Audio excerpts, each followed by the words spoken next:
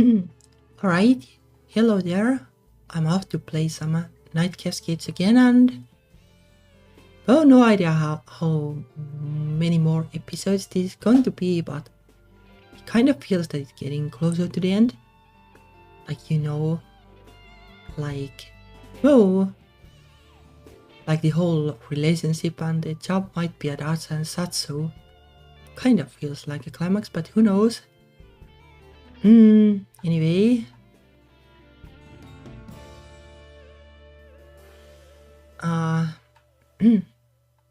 So, hello. Let's get started, I guess. Alright, that and then, then the chat is there and... Right. So someone like reverse pickpocketed like some kind of an amulet or something into our bag. Something like that. And we were like, for some reason, intending to arrest like the comic book geek or something. I hope that he is not like the actual culprit. Like maybe for some of them, but like, well, I would assume that the developers are also kind of geeky, so. But we'll see. Anyway, my hand reaches out to smash the button on the alarm clock, struggling to find the right direction in the dark. The room is completely black, leaving me disoriented. Did it rain again? I lift my head, and it feels like rusty gears grinding. I couldn't manage to drift off for ages, and then I had troubled dreams that have already slipped out of my memory, and I feel like I haven't slept at all. Though, kinda relatable at times. Like when you're stressed, like you kinda get this at least. At least I do. Beep. It's still making noise, but I turned it off. I have had dreams where the alarm wouldn't stop because I wasn't really awake to hit it, but if I'm alert enough to consider that I'm dreaming, I should be able to force myself to wake up. With the grating wrench in my neck, I turn to focus on the clock. It's not even 1 AM. See, that's not my alarm, that's the phone. If I'm being called in the middle of the night, there must be an emergency at the station. So move. Okay. Oh, that is an interesting look. Adrenaline and training jolt my nerves to life, and I yanked the phone handset from its cradle, bringing it to my ear. Morale's here. Hello. Diane? Oh. Why is she calling me after midnight? Why is she calling me at all? She sounds frightened. Maybe something's wrong. It's probably because the reverse pickpocketed thingy. Are you in danger? Is there an intruder? Is someone at your house? Damn it, she was vulnerable, and I left her there all alone. Well, probably not it though. How fast can I get there? The traffic lights are all flashing yellow at this time of night, so I won't even need the siren. No one's watching for speed. No, it's not that. What? What's not? What? I just wanted to hear your voice. I had a nightmare. Well, okay. Okay. My racing heart slams on the brakes. So you're okay then? Well, not Well, no, not really, but I don't need the police, at least I hope I don't. So what's going on? There's some things I need to confess to you. At dark 30 in the morning. Well, we are both awake now. Yeah, because you woke her up. I groan. Diane. Do you remember that amulet from the Lucky Penny? The green and black one that Eduardo was supposed to have shoplifted?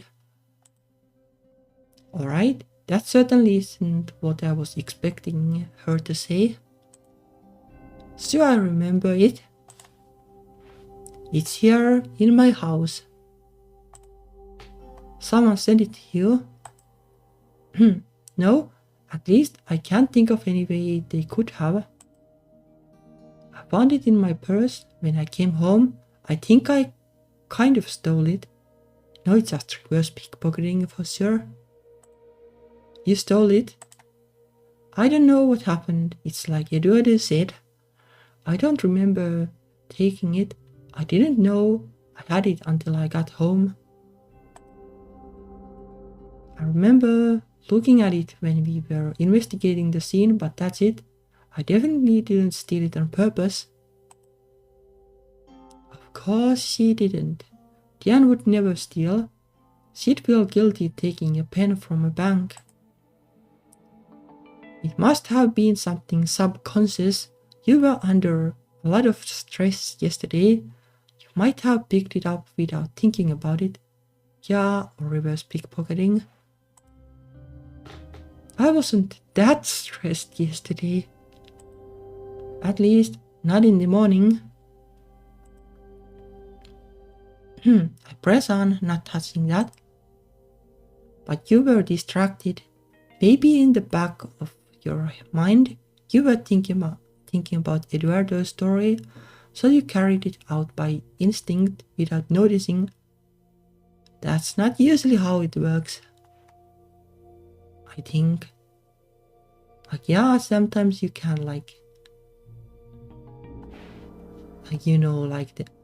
there are cases where people are looking for their glasses and they are actually wearing, like, that can happen, but you don't just instinctively grab something. I guess that kind of thing can happen. So I kinda doubt it. Am I going to be in trouble? Will you have to arrest me? No, we can't just say we took it for further examination as part of the ongoing case. It's certainly not the weirdest example of someone walking off with evidence I've ever heard. As long as it gets back to its rightful owner eventually, there's no harm done. Oh, so it will be alright. Yeah, sure, write up a report on how mystical the thing is. That will answer any questions. I hear her make a tiny laugh. It does have a very strange design, but I haven't been able to connect it to any clearly recognized symbolism. Yeah, just write something. My jaw crackles as I yawn, but that it seems the emergency is past. Now that it seems that the emergency is past, I am eager to get back to bed. And well, about that, there's something else I need to confess. Okay. Did you steal something from my car too? What? No. Well, I couldn't think of anything worth taking. I hope you didn't take those Spears girls' piggy banks. She huffs indignantly, and I can almost see the size of her pout. I am not a burglar. I'm Rosalind Perry. Okay, now you're making a joke. You said you own some of my books, right? Pick one up and flip to the back. Look at the About the Author page. It says I live here in Tennessee with my Celty and that I'm a substitute teacher. I don't have a book next to me in my bedroom, but that sounds about right. Rosalind Perry is my pen name. It makes me sound older and more sophisticated, and it keeps me from having problems with parents like Mr. Spears, who would think I'm a bad influence. Wow! It's obvious that books are written by real people, but at the same time, it's hard to connect the girl I knew in college to my vision of a widely published author. I never imagined I'd even meet Rosalind Perry. Famous people might as well live in another planet. No one sees them. And now to realize that I have always known her. You're a big success. That's really great. I'm proud of you. I don't know if I have the right to be, but it's how I feel. I'm glad she's done so well. I should have known she wouldn't give up all her dreams, not even if she had become a housewife. Thanks. I do appreciate it. Just don't think that because I have been published, I'm set for life. Writing doesn't pay nearly as much as people think. I have been lucky enough that publishers still want my books, but I can't live on it. Anyway, I didn't tell you to impress you or anything. I just thought that if we are being honest with each other, that I should tell you the truth. Also, it was kind of awkward hearing you talk about how great my books were when you didn't know I wrote them. It was nice, but it was embarrassing and it didn't feel fair. So now you know. Yeah, well, I don't know, like, if it necessarily means that there are, like, romantic motives, but I guess, like, being honest kinda helps with that at least. Like, even if there are no motives. Thanks. Does it mean I could have asked you for a free autographed copy instead of having to buy it from the bookstore? I'd much rather have you push up my sales figures. I need people to buy my books, or I won't be allowed to write new ones. Alright then, I'll do my part. Yeah, well, just one book though. Don't go around and buy like the whole stock. I yawn again, covering my mouth to muffle the sound. Are you going to be okay now? I don't want to go back to sleep. I had to work in the morning. I know, but I like listening to your voice. No, you don't. It's cute. I like your voice. Your little accent. Okay, well, maybe there are romantic interests then.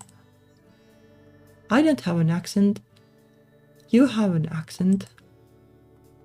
Jan does tend to have more of a drawl than I do.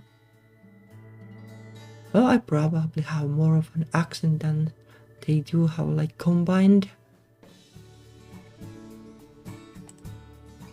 One day I will speak like perfect English, but I'll probably be like a grandma age or something by that time.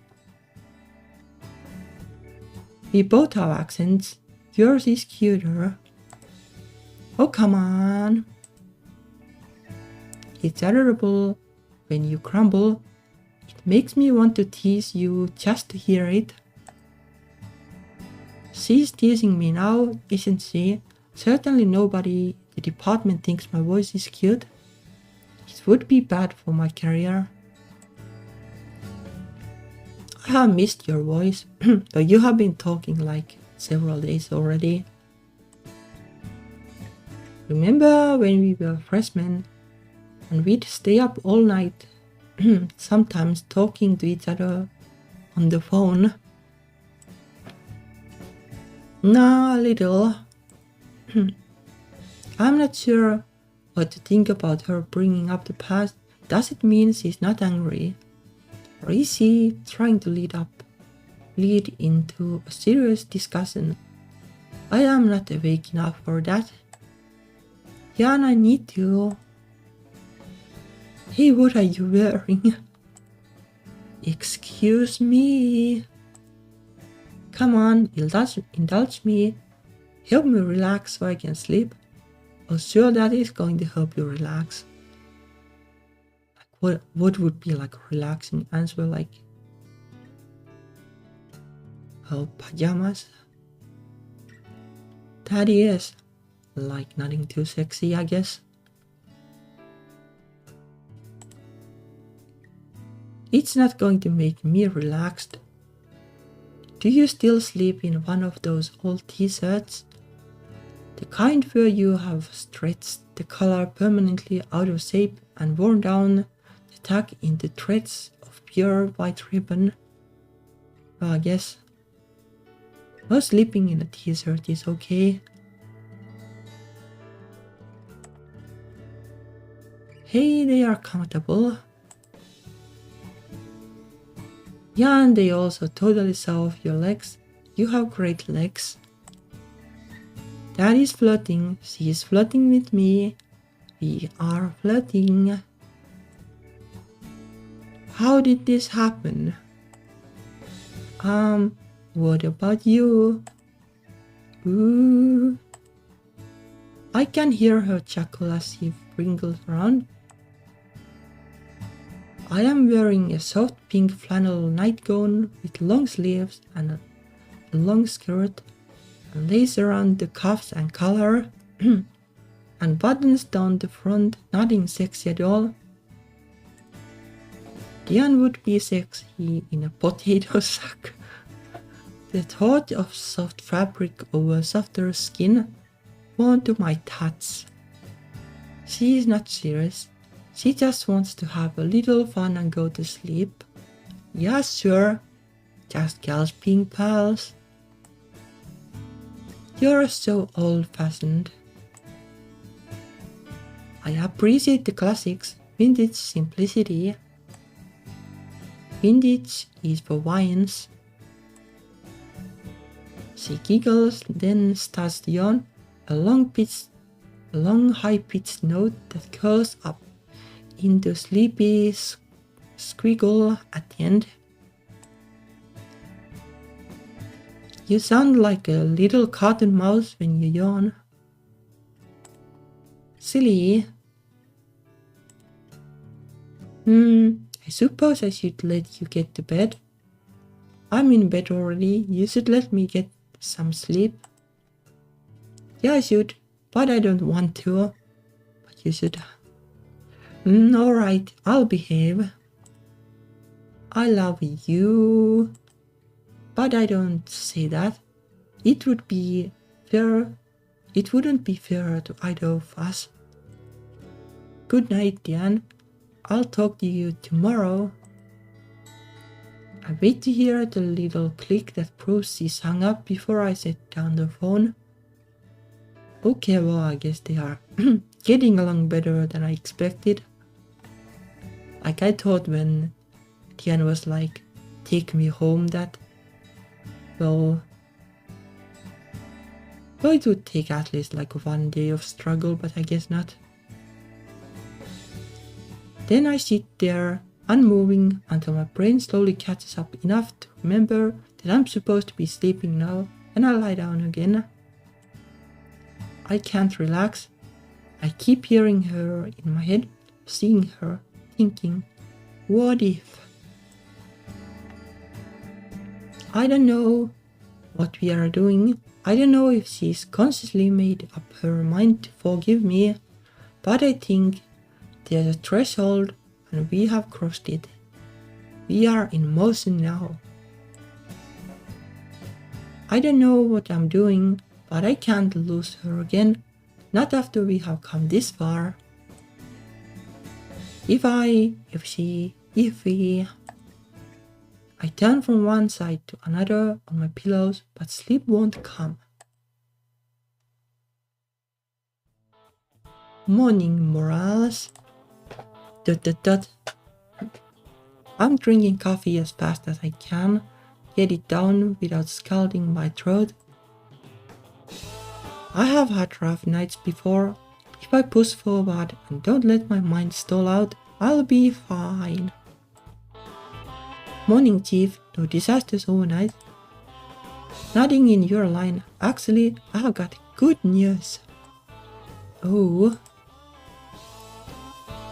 We put a rush on that stuff you brought in last night, and the print team got a match from the book to the bottle. Congratulations, detective. We have a suspect. Okay, so that's not good news for the comic geek. The Tanman really is part of this arson case. I don't know her anything other than a nodding acquaintance. I didn't know Tanman wasn't her legal name. I didn't know she was a student at Tiger State.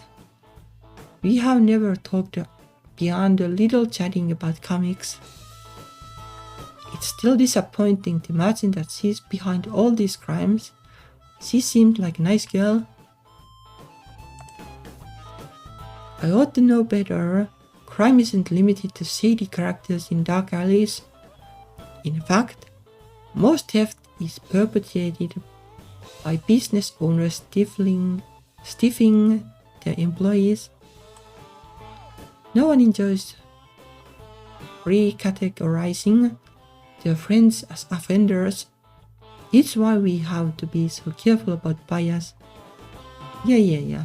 Like every time like somebody does like some kind of serious crime and like newspapers or such ask like people who knew them like did you expect anything like this? The answer is always like no, I could have never imagined. On the other hand, like if somebody would be like yeah, no surprise though, like this guy was kinda shady all along. Like that would be kinda well, you know, it would be kinda embarrassing, I guess. Though I guess like the criminals don't really like think about being embarrassed or something when they do crimes, but anyway. It's far too easy to give some people a pass while coming down hard on others, and before you know it, there's a pattern of criminal behavior only among people the police don't like. Yeah, I guess. Anyway, we don't have all the facts yet. I'm getting a warrant drawn up, and we'll send a team to collect her. Since you're more familiar with the details of the case, you can lead the interrogation later this morning. If you're lucky enough to get a confession out of her, we could have this assignment wrapped up by the end of the day. That is kinda awkward though. Ha! Like if you know the suspect. Most likely she'll demand a lawyer, and we'll get no answers today. Hey, it happens once in a while. I have got faith in Kitty's good feelings. Even if the suspect won't talk, that won't end the case. We have got enough evidence, circumstantial though it is, to take it to the DA's office. They'll make the decision about whether to pursue this through the chords. So I'm rooting for a successful conclusion for our guest consultant. My hand stills. I have spent the last few days in Diane's company. I'm not ready for that to be over yet. You know you can also just be together like outside of work. We have come so far, but nothing's settled. We have momentum, but if we are pulled back into separate lives, we might cause to stop. No, that's the coward's way. That's the answer I chose before letting the end come and doing nothing to stop it. I was wrong. From the way Diane talked to me last night, it's entirely possible that I could have left my miserable solitary state at any point in time if I had had the courage to reach out to her and ride through the storm. Yeah, though sometimes you need time. If the department stops throwing us together, I'll just have to ask her out on my own. Yeah, well, that sounds good to me. Anyway, it's a good thing if our first case is a big success. That should prove her value as a consultant. It might even lead to a more permanent position if she wanted one. But not full time. She needs time for her writing. How else would I get the next book? Jack? What? My thoughts have been drifting too long. Sorry, Chief. Didn't sleep so great. Just gotta keep moving. Get your tail over to roll call then. Can do.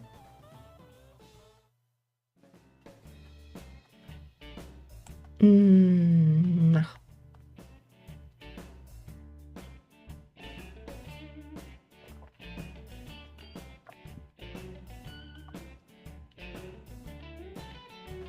Kinda disappointing though, like if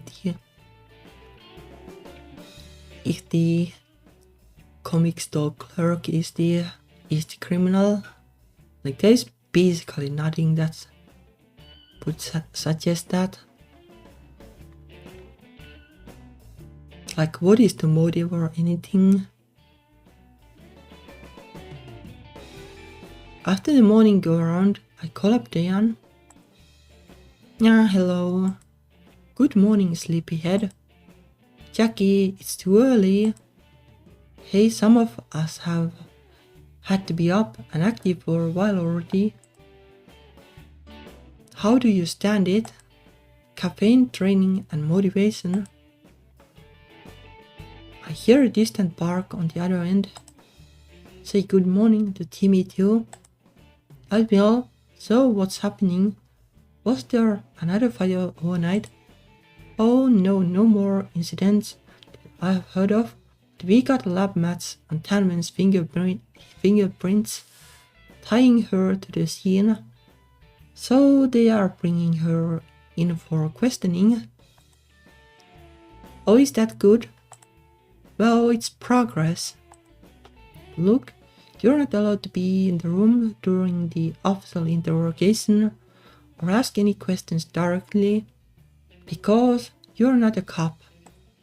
However, you're the one with the background on cults and all, so it would be useful to have you watch and listen, in case you pick up on something we miss. Can you come in? Sure. How fast do I need to be? It will take a little while to get up and over, even if I skip breakfast. Hey, your body needs a nutritious breakfast. Most important meal of the day. Don't skimp out. No, really, it's not urgent to get you here as soon as possible. We are not set up yet. And a little bit of harmless sweating on the perp's part can sometimes be useful. Just come when you can. She takes a breath, like she's about to say something else, but then I hear Timmy bark again, and the phone gets hung up with nothing more than a flustered "see you in a bit." That gives me time to check on other case files, wait for Tanwin to be brought in, and get more coffee.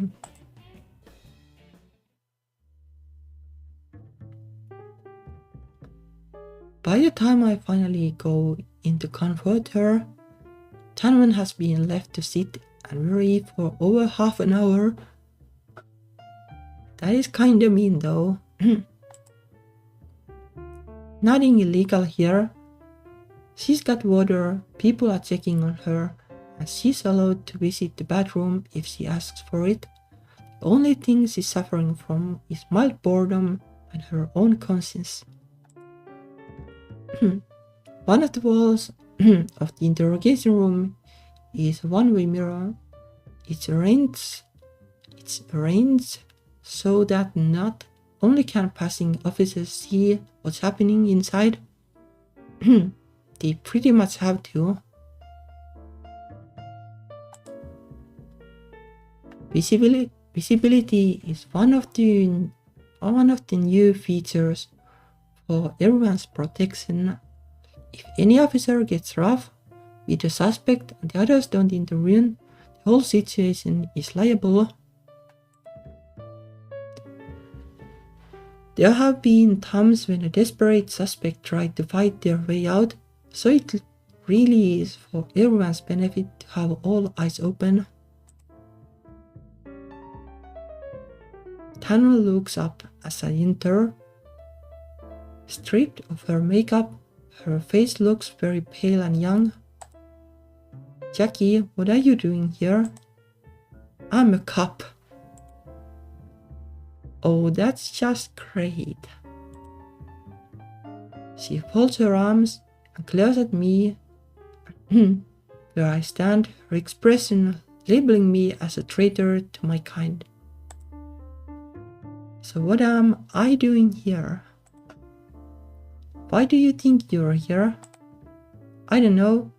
I don't do drugs. I have never stolen anything." "What did the officers tell you that you were arrested for?" If they didn't state their case, that's a mistake on their part, but I'm betting she knows.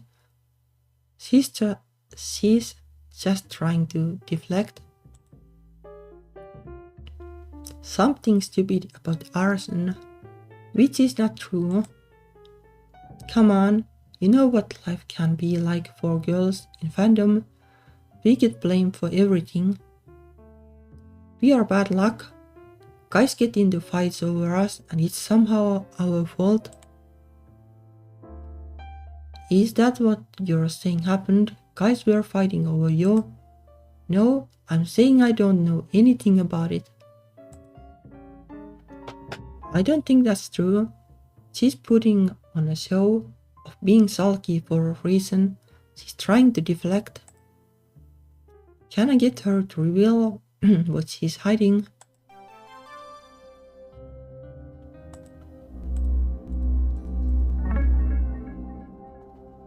So why don't you tell me about your plan for the fires? You obviously wanted us to find you. You left such a clear trail. Cry for help maybe. What trail? What are you talking about? I mean, a fire in the woods might have been assumed to be an accident. Someone burning trash or a careless smoker. But you didn't want that, did you? You wanted to leave your mark. That's why you drew all those witchcraft symbols. Her eyes flicker down, then back at me. I don't know anything about witches. Oh, that is a lie though. I'm a God-fearing girl. I have Christ in my heart. Sure, that's why you have this colored hair thingies, and that's why you read comics and stuff.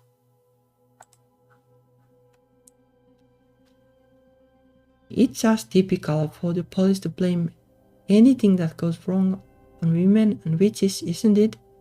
It's Salem all over again. How do your school friends say it? As if? You know who you are, Millie. Millie Casbury, freshman at Tiger State, member of the Pagan Club. Your coven leader Moonrise confirmed that Tanwin was your witch name. She's not my coven leader, that's not how being pagan works. I meet her gaze and let my mouth stretch on a slow smile. Alright, so I'm in the pagan club, so what? That's not a crime. We are supposed to have separation of church and state in this country. You can't persecute me just because of my religion. Yes, sure, I'm worried about that, having Christ in your heart and stuff like that. Sure doesn't sound like that. It proves that you're lying and that you're not very good at it. So, if I keep pressing...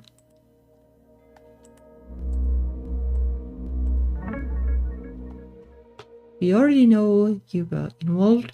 We have direct evidence tying you personally to the scene of the crime. Right now, you're our only suspect. If you have any information that would change that, it would be a good idea to bring it up now. What? You think I'm going to rat on someone else just to get myself out of trouble? I hope you're going to tell me the truth, whatever the truth might be. ...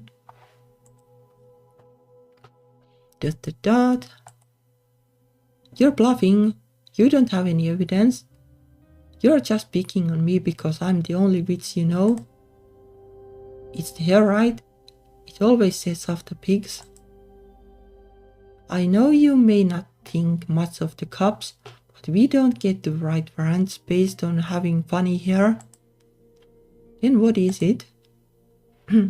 What do you think we might have found? ...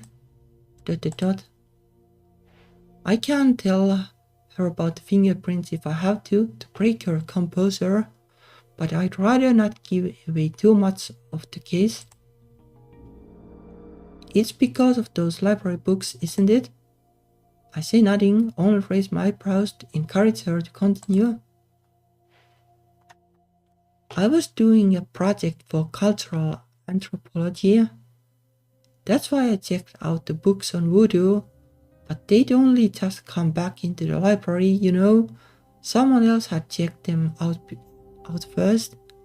A voodoo was in one of the thingies. For sure. Like in one of the crime scenes. Look at the date stamps on the checkout card. Lots of people know about voodoo. Interesting. Especially since I never mentioned voodoo. It was on the news. Now the news blames Satanists. Are you sure? I'm sure I heard it somewhere. It's not impossible that one reporter might have gotten the details right, especially if they slipped in to look at the scene, but it certainly wasn't the primary message. Mentioning voodoo wouldn't be enough on its own to prove anything, but when we already have her fingerprints, it helps build up the picture. We haven't looked into your library reading yet. I'll add that to the file. She's definitely not as tough as she wants to think she is.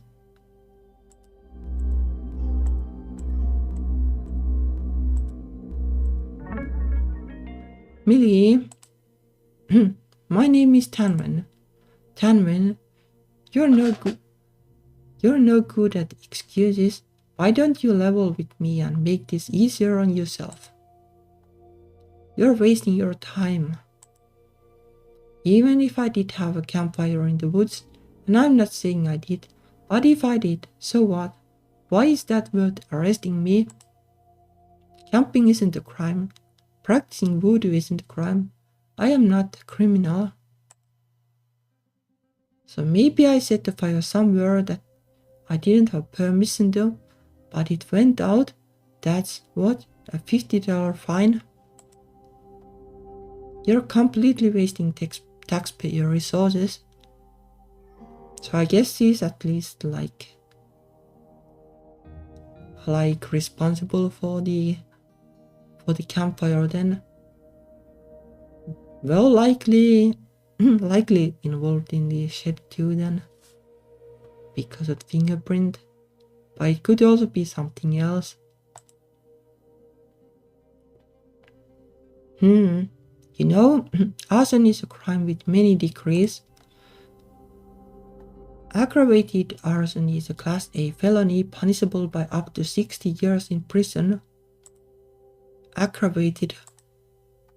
Now, if you cooperate with our investigation, I'm sure we can keep the charges at a lower level. After all, what we want most is to stop this from happening in the future, so everyone stays safe. If you want me to help you, you need to help me. Tell me the truth, Talman. Tell me what really happened. Yeah, well, it will probably fade a little. But I don't think like it is like 60-year offense. Like, yeah, if she burnt down the shop, then it's kinda bad, but probably not 60 years. Or definitely this shouldn't be 60 years. Were you acting on your own, or did you have accomplices?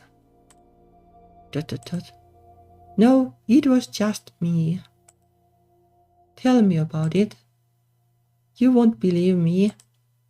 Well, we'll see.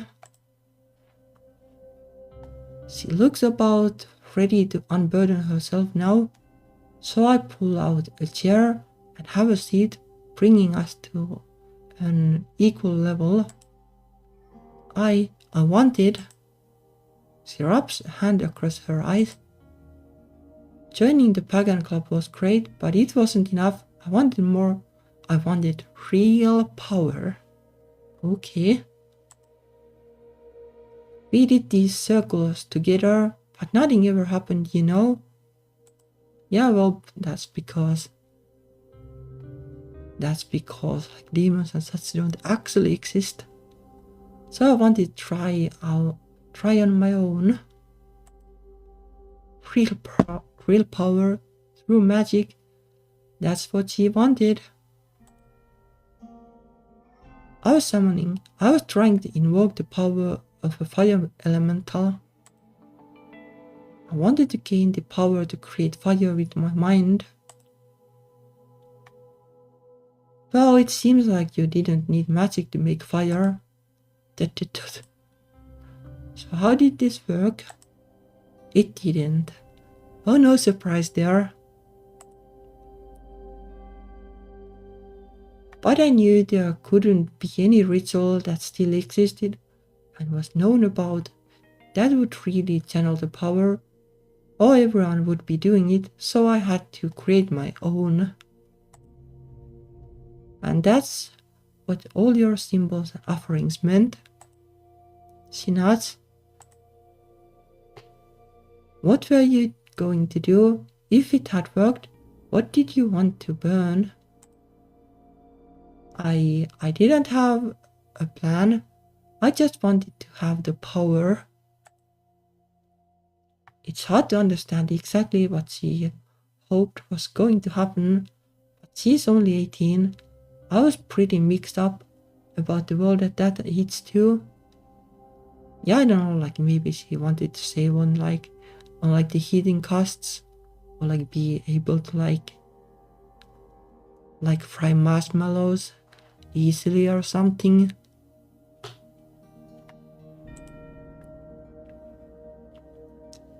But she didn't just carry out harmless rituals, she did a lot of damage.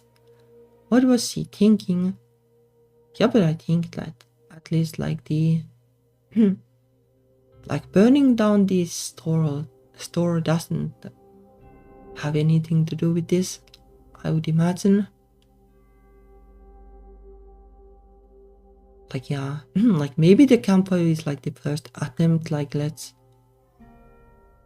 try out something small and see like if the fire elemental comes, but it didn't work, so then burning down the shed. But that didn't work either, but I don't think like you would go like, well, that didn't work, so let's just burn down a random building for nothing.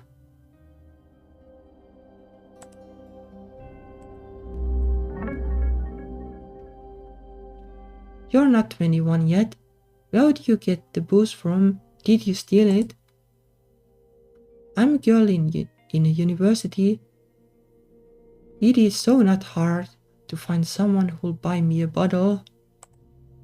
I told you, I'm not a criminal. I was always careful not to do any harm.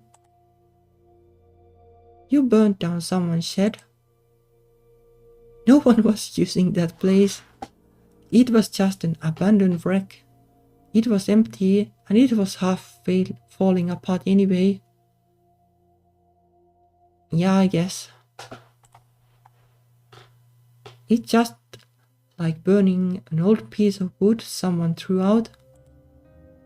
And what about the store? What store? The Lucky Penny, the shop you tried to have your boyfriend rob before you vandalized it and set it on fire.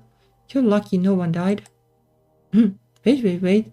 What are you talking about? This is totally bogus. I didn't burn any shops. I don't have a boyfriend. You have got the wrong person. You admitted you were the one setting fires. Yeah, secret fires in the woods.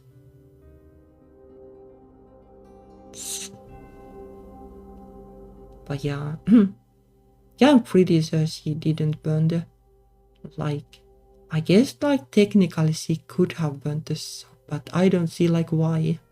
Like it doesn't help with these demon or fire elemental summoning things. Like surely like you try to make like like some other kind of ritual instead of just burning a shop. She pushes her chair away from the table, standing up.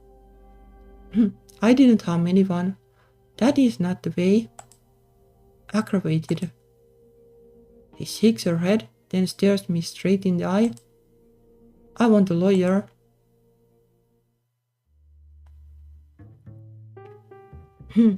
Interrogation terminated, at least for now. I check in with the chief and Diane on our status. It's a confession of sorts, but only to some of the fires. Looks like she's going to make a fight of the rest. I believe her. What do you mean? I don't think she's behind what happened at Lucky Penny, not either time. There's 3 incidents if we count the attempted shoplifting. Okay, not any of the 3 times then.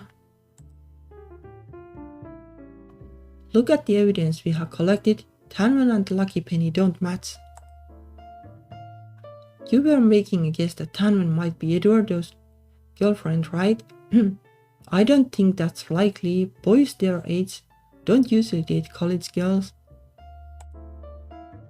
The only reason you found Eddie and Alex was because Tanman told you who they were. And the Spears girls said they barely knew those boys, even though they were good friends with Tanman. The connection was only a possibility, but it should be easy enough to prove one way or the other. The shoplifting might just have been. She pauses, looking quickly at the chief. An unrelated incident, but look at the other 2, the vandalism and the fire. Neither one matches the established pattern of the fires in the woods. All the other fires were in the woods, right? She's part of the modern pagan movement and they tend to embrace nature. And her sites combined mystical symbols that emphasized the element of fire, the chakra, the weave. She was mixing traditions, but you can see they are focusing on the same goal. The bloody hand on the shop window doesn't relate to anything. None of these sigils on it made sense. It doesn't have a fire message that I can see. And when the shop itself was burned, we couldn't find any mystical elements there at all. There were mystical signs drawn at the site, just not at the same time. That hand could have been meant as a condemnation, which would be carried out by fire later. Still, Diane's correct that it's not the same pattern of activity as the other incidents. Also, remember that Tanwen said she was being careful. Didn't all those forest fires happen on wet nights? She didn't want the fire to spread. She wanted it under her control.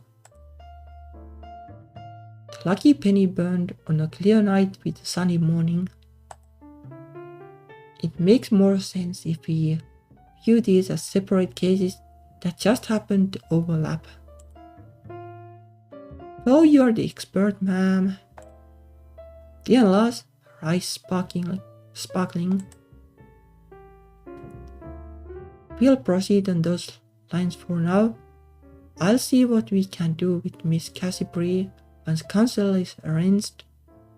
In the meantime, keep searching for leads on the store fire. He nods us and moves on. Okay, so I guess now it's just the store fire then. Like, I'm pretty sure didn't do it.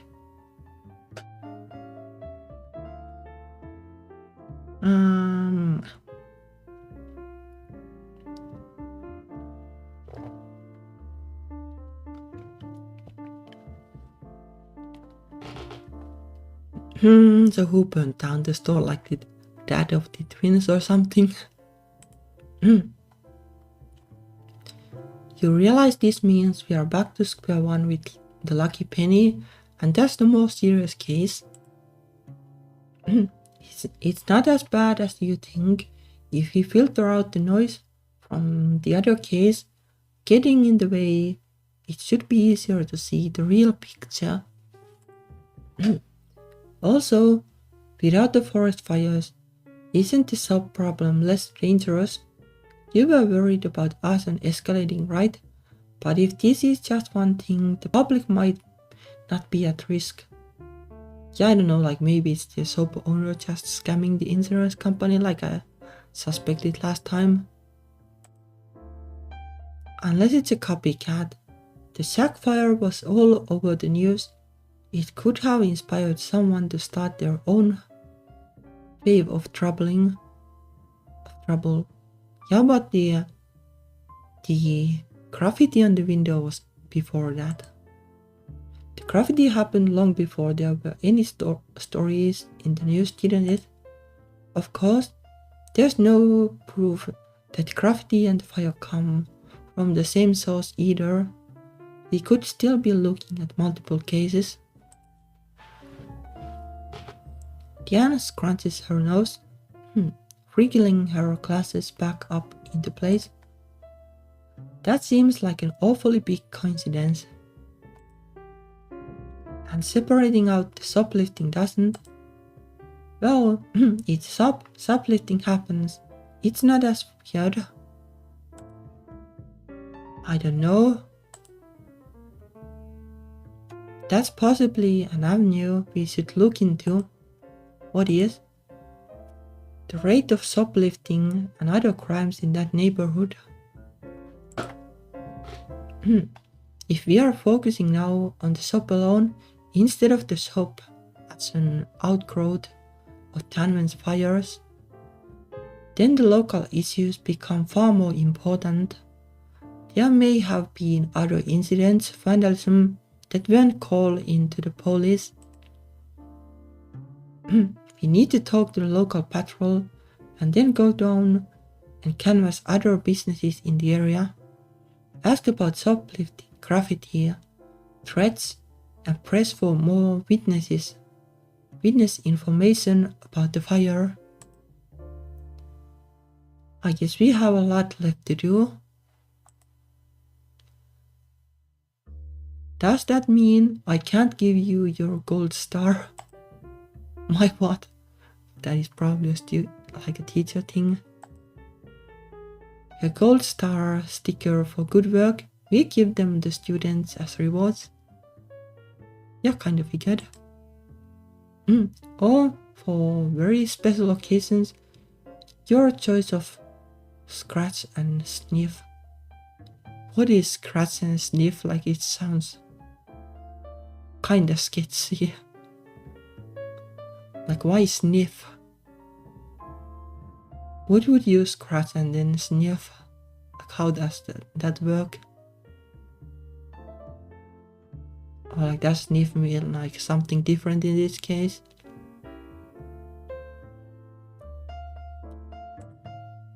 I shake my head. Come on, let's get moving. Bring a notebook, write down everything you can. What we can't solve through intuition, we can crack through good old-fashioned legwork. Scented paper.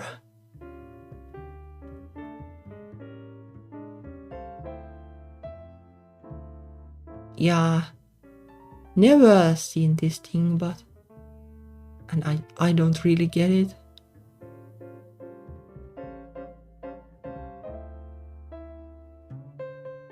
Like, why would you want like basically stinky fingers? Yeah, I lived back then, but never saw this. But maybe this was. This just wasn't the thing where I lived.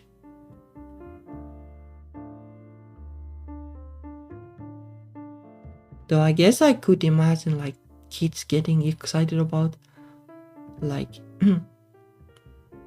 like they scratch something and then their finger stinks and then they're laughing like, ha ha ha, my fingers are so stinky, so funny. Something like that.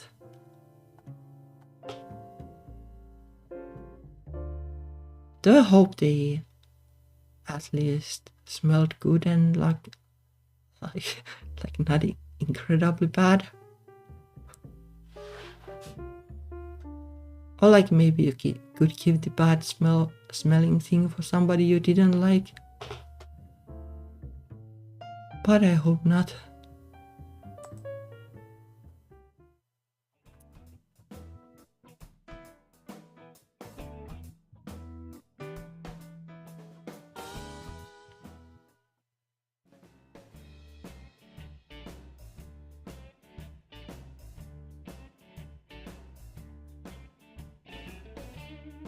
Okay, well that's good if it was actually nice skins. We spent a few largely fruitless hours checking in with other businesses near the Lucky Penny, taking their statement and reassuring them that the police are taking their safety and conscience seriously. No one has any clear insights to offer, as Diane suggested. Most businesses report shoplifters as an occasional problem, but it's not a top concern for them either. A few offer descriptions of persistent shoplifters that employees are under orders to chase out of the store on site. We take down the details, but they don't align to any known persons of interest for the case. As for mysterious threats or ominous sigils, no one has any suggestions. The only known graffiti in the area is standard spray paint tagging. Oh, I can't wait for stinky video games. Like, it could be good in some way, but I think like tech like that kinda exists, but there is probably a reason why it's not like widely used. Like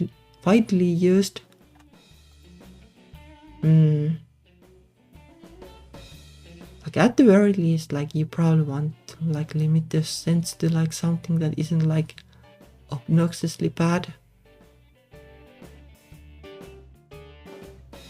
Yeah, that's kind of why. Like you could probably do like something like kind of more interesting with it, like make like a certain enemy smell like roses or something, instead of like making things smell like poop or something that, well, you definitely don't want. Like the player kinda needs to like want to use the thingy, and if you make like things smell like incredibly bad, then well, that's not going to happen. Probably.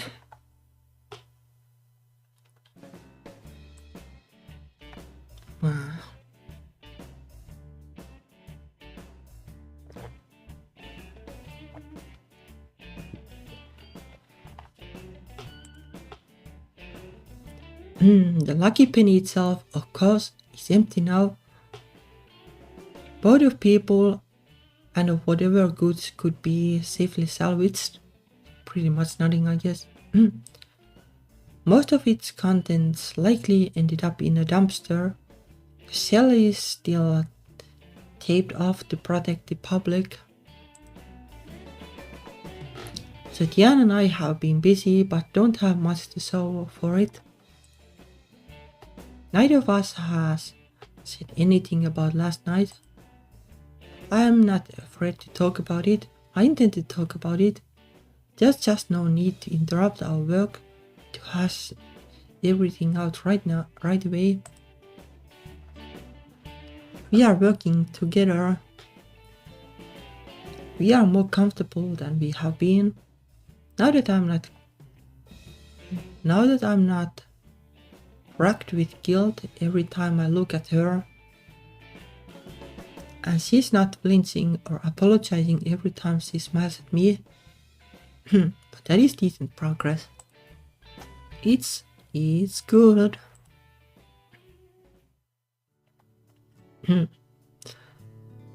When the time comes for lunch, we decide to have a little picnic in the park instead of getting fast food again. Oh, I do like picnics, they are my favorite.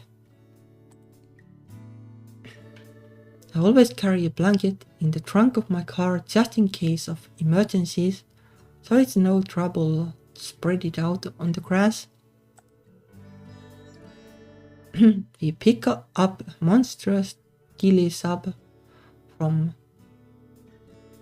Cecil's, along with lemonade and fresh baked lady fingers. A kind of fast food though, but overall.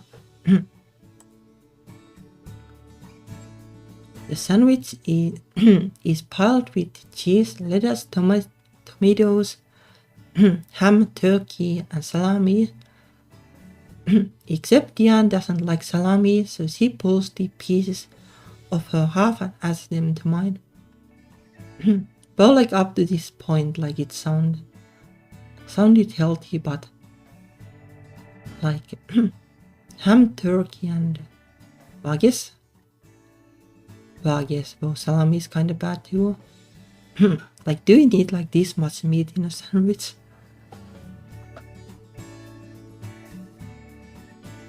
Cheese, lettuce, and tomato sounds good. And then like maybe one type if you're into meat, but oh, well, at least like you won't be hungry, I guess. Like you will get energy. Not sure like if that will exactly help with hunger.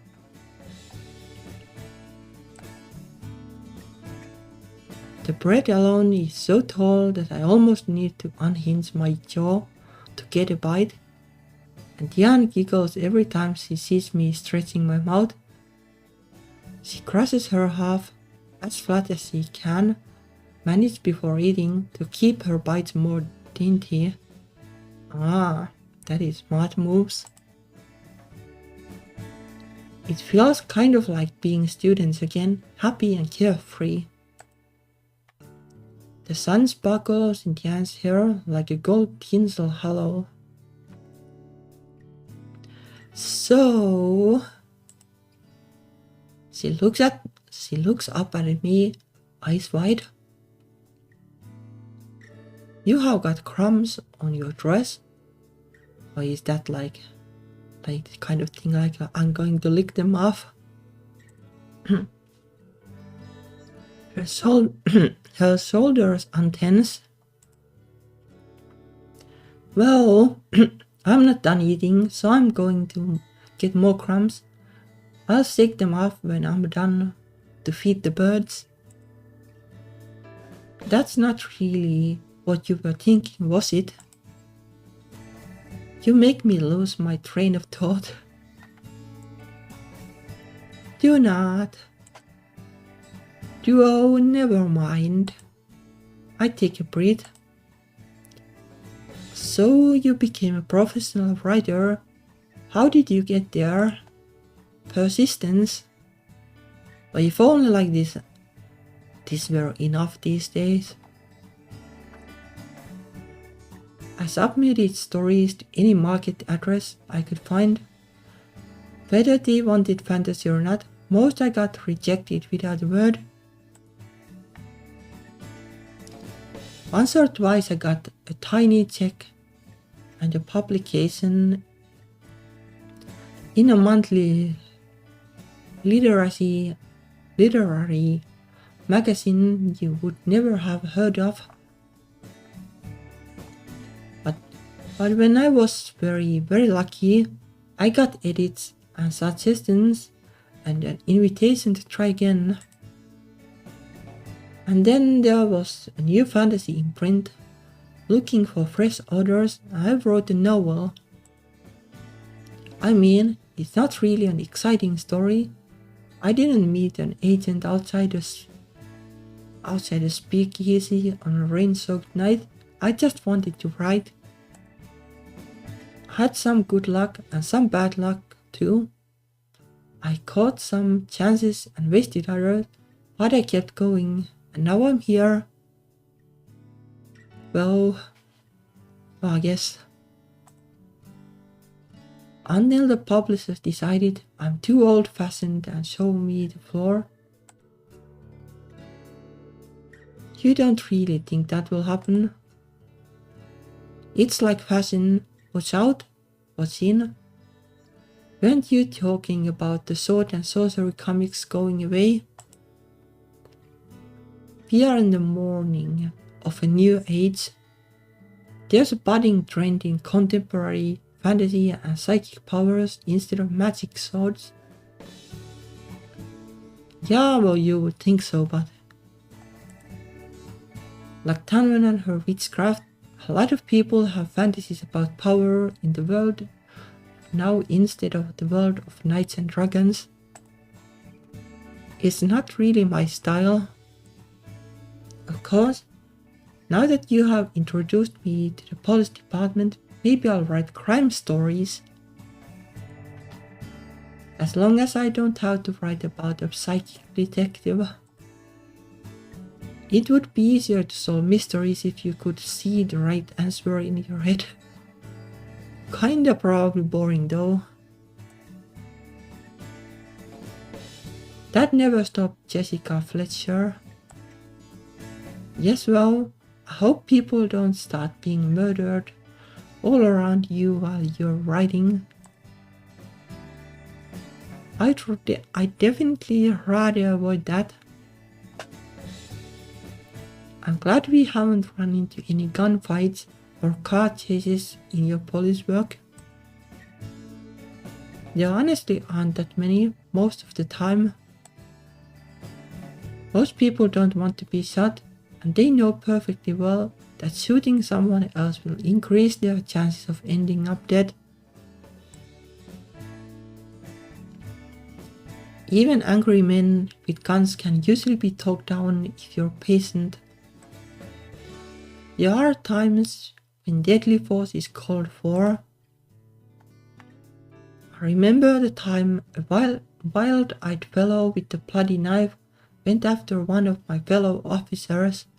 He'd just been chased out of a restaurant after stabbing an old man having his dinner, and he would not listen to reason. He was ordered to stop, and he leaped forward instead. It was necessary self-defense. But that's the last resort. It's not normal. It should never be normal.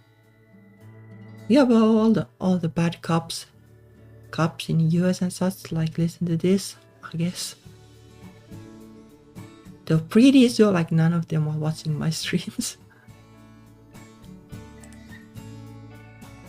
If everyone's on edge all the time and fearing for their lives, then the police can't protect anyone. Most cops should never need to use a gun.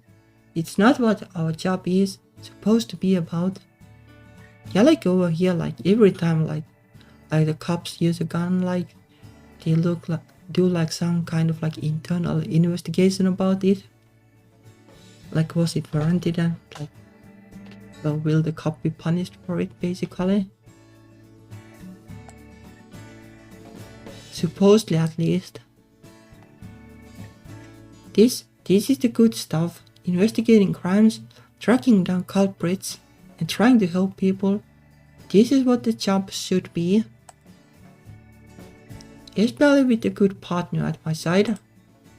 I could never join the police, even if it's mostly peaceful. Just the possibility is too much for me. But you could always, like, just sit at the station and, like, shuffle papers, I guess.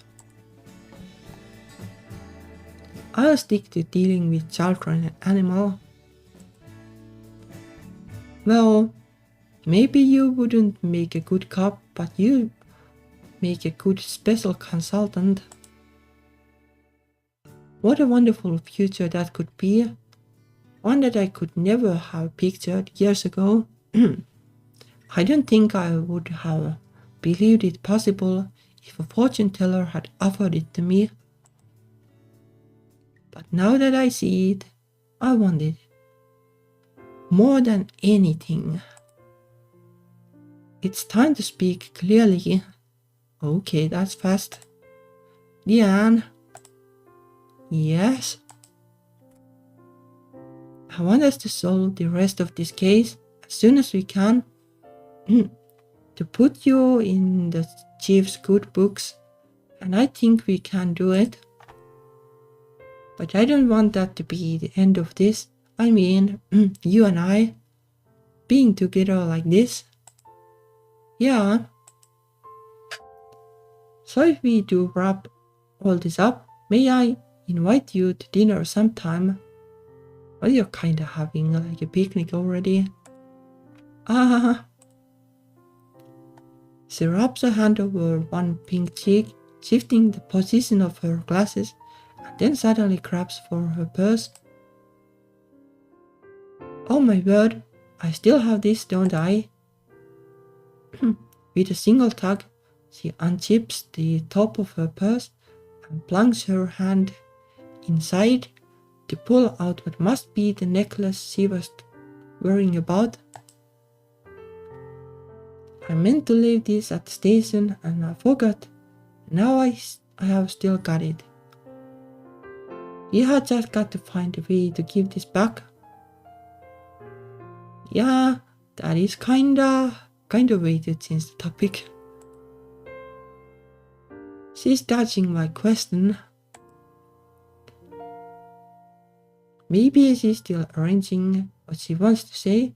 She's a writer. She worries about getting the words right. There's no hurry. We can deal with that whenever you're ready. It doesn't have to be today. I don't like having it around unresolved. I still don't know how it got here. I'll feel better when I have it off my hands. Oh, now she's confused about what we are talking about. Her hand trembles, and the necklace sways on its chain, the green and black pendant twisting this way and that. The crystal isn't clear enough to see through, but it seems to brighten as it catches the sun's rays. It's like a pendulum. The weight goes back and forth, back and forth. ... We should think about what we know so far. Well, I guess the main character is now falling asleep because not enough caffeine. Sorry, what? What? In the case, while we're talking about the case, I must have tuned out for a minute. You need a new direction to pursue, right? So like yesterday, we should go over our impressions of this case. Now that we are focusing only on the lucky penny and nothing else. So in your opinion, was the fire caused by the same person who painted the bloody hand? We talked about this already. Is it really important to go over it all right now? We have to build up the picture in the right order to see how it connects. So just think, are they both the same case? Alright.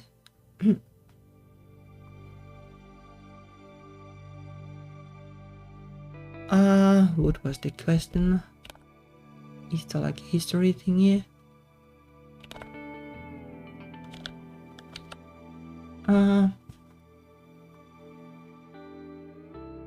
Like... Obviously the fires in the forest are different. The fire in the shop and the thingy. Oh, I see. Yeah, thank you.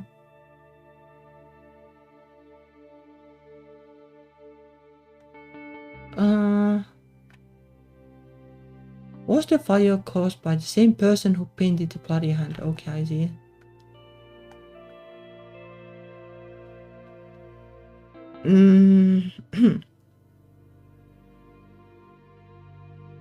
I would kinda imagine. Like, it's not like guaranteed, but if somebody has like issues with the store, or like if it's the owner scamming, then, well, then it would be the same person.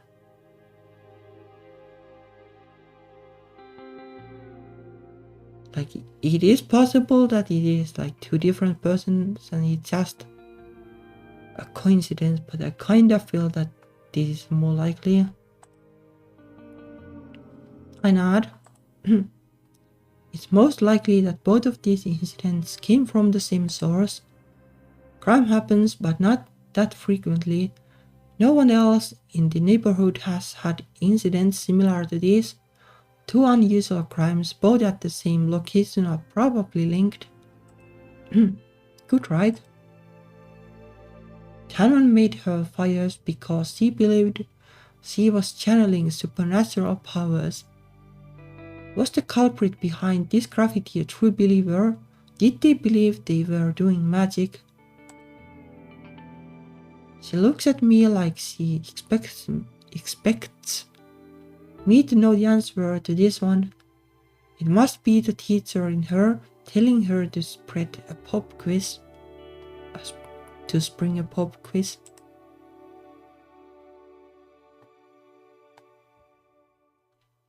I kinda doubt because we just was just burnt like normally. Like if you believe in magic and like you paint the graffiti and it doesn't like set the house on fire, like or the building on fire. So I guess like at that point, like, well, maybe you don't think logically to begin with, but like logically thinking like if you paint the graffiti and like intention is to set the shop on fire and it doesn't set on fire, like it doesn't make it any more magical that you set the shop on fire, then it's kind of then just admitting that alright, that didn't work, so I'll just do it the traditional way. So the end result would be that well, they didn't really care, like maybe they tried with the graffiti but it didn't work, so they were like, well whatever, I'll just torch it normally then. But I kinda think that it is like the owner scamming the insurance. Well, you set the symbols around the hand were incorrect, right? Like it was just a jumble of different images with no real pattern. So I suppose it makes sense if whoever drew them wasn't trying to do magic, they drew symbols at random. Right, exactly. Why are you asking me questions if you already knew the answers? Because I need us to synchronize. I want to get on the same wavelength for our thinking so that we can brainstorm together for the questions I don't have answers to. Alright. Okay, so what was the goal of the fire? This particular fire at the shop? You know about arson, right? What was the fire supposed to accomplish?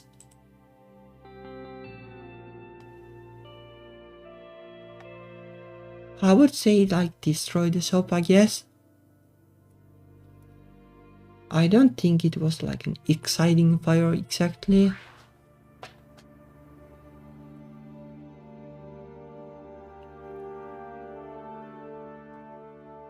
And like what the crime was there to hide? Like the shoplifters already got caught.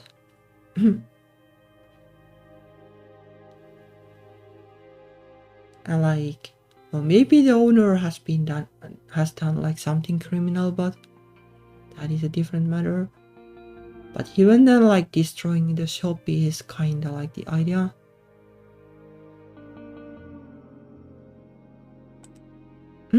Well, the most straightforward answer is that the fire was intended to destroy the shop. That's what it did. After all, the lucky penny is gone.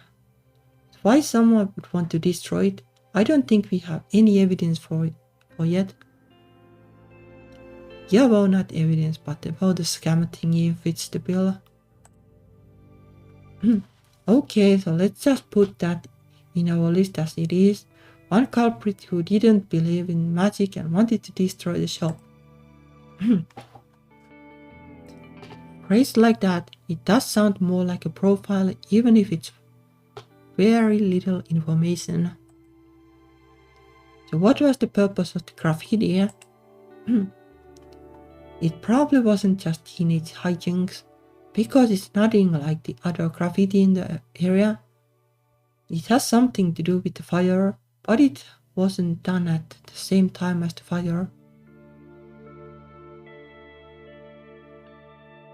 Maybe it's like the shop did have like the flower pots, right? But I don't know like if there was like actually like anything in the pots. But like the gardening thingy, like the blood paste thingy that is used for gardening would kind of make sense. Like it was like random shop, so maybe actually the shop owner had some of that, and the shop owner painted the graffiti to well kinda get the word out that this like someone has like an issue with the store, like somebody who isn't me, and like then just casually burn down the soap to scam the insurance. Right? That's how it would work. So why was it there? Well, to mark the store, I guess. If this case involves multiple people working together, the markings on the soap could have been a method of communicating. Possibly the sign was meant to say burn here, so that their accomplice knew which soap to target, like Passover or in reverse. But this isn't quite what I was thinking of.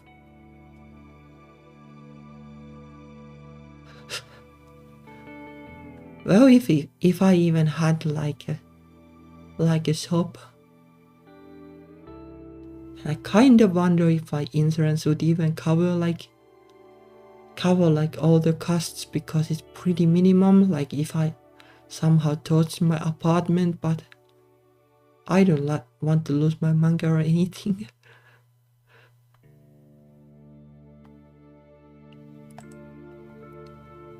Couldn't they just talk to each other on the phone?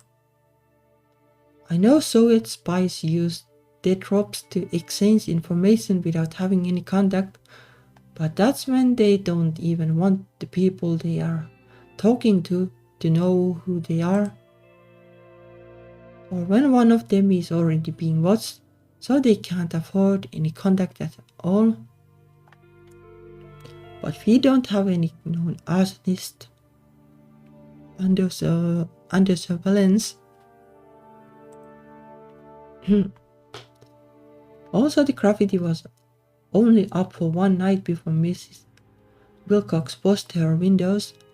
But if they weren't in any contact, how did this accomplice know when to go looking? How come the fire wasn't that night? They sneak out there to get the message, and then they sneak back another time. It doesn't make sense. It's true, the fire wasn't until several days later. That's quite a time lag if it was marked for burning. Maybe the accomplice didn't come by until the morning. They couldn't set the fire then. We know at least some people saw the shop before it was cleaned. The owner was unhappy about. That's right. Miss Wilcox was in a hurry to get that cleaned up before she thought it would scare customers away. So the blood and all could have been to make Lucky Penny look bad and damage their sales.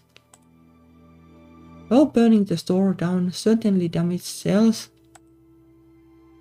That hand that drew attention, it made sure nobody would think that fire was an accident. Maybe we are supposed to think they got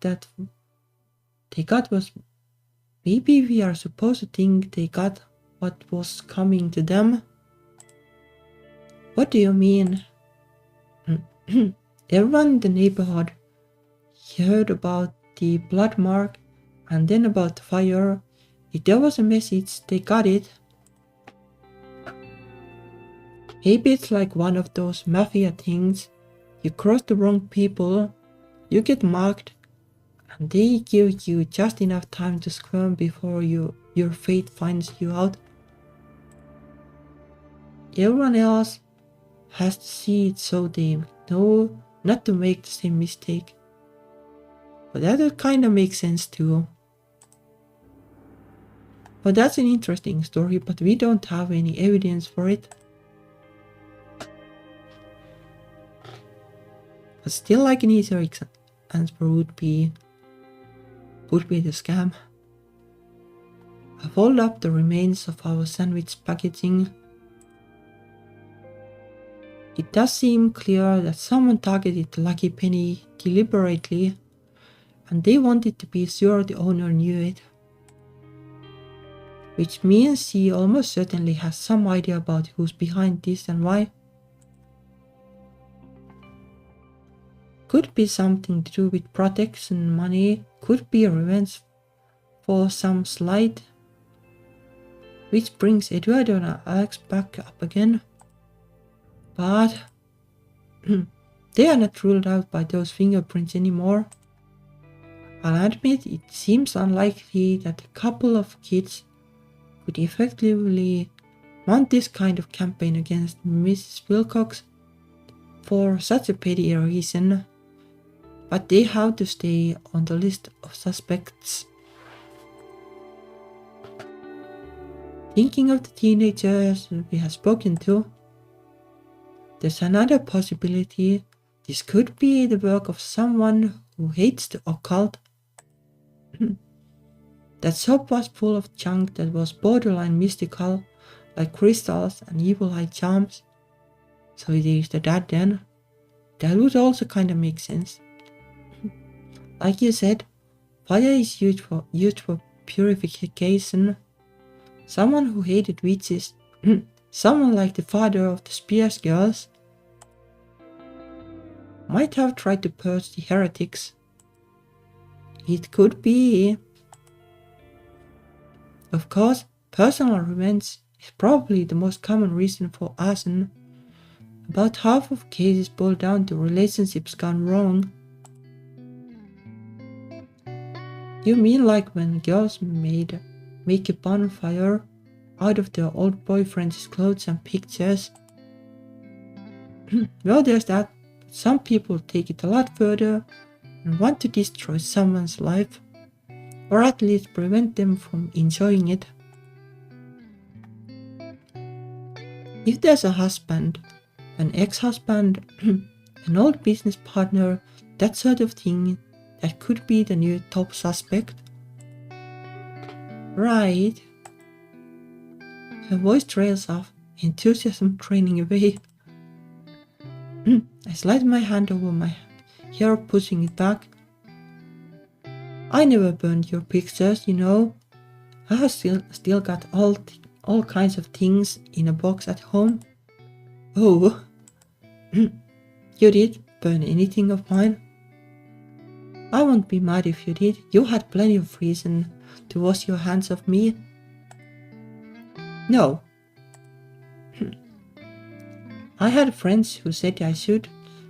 When I told them I'd been dumped, and a very nice young man in my poetry class who wanted to teach a lesson to whoever broken my heart.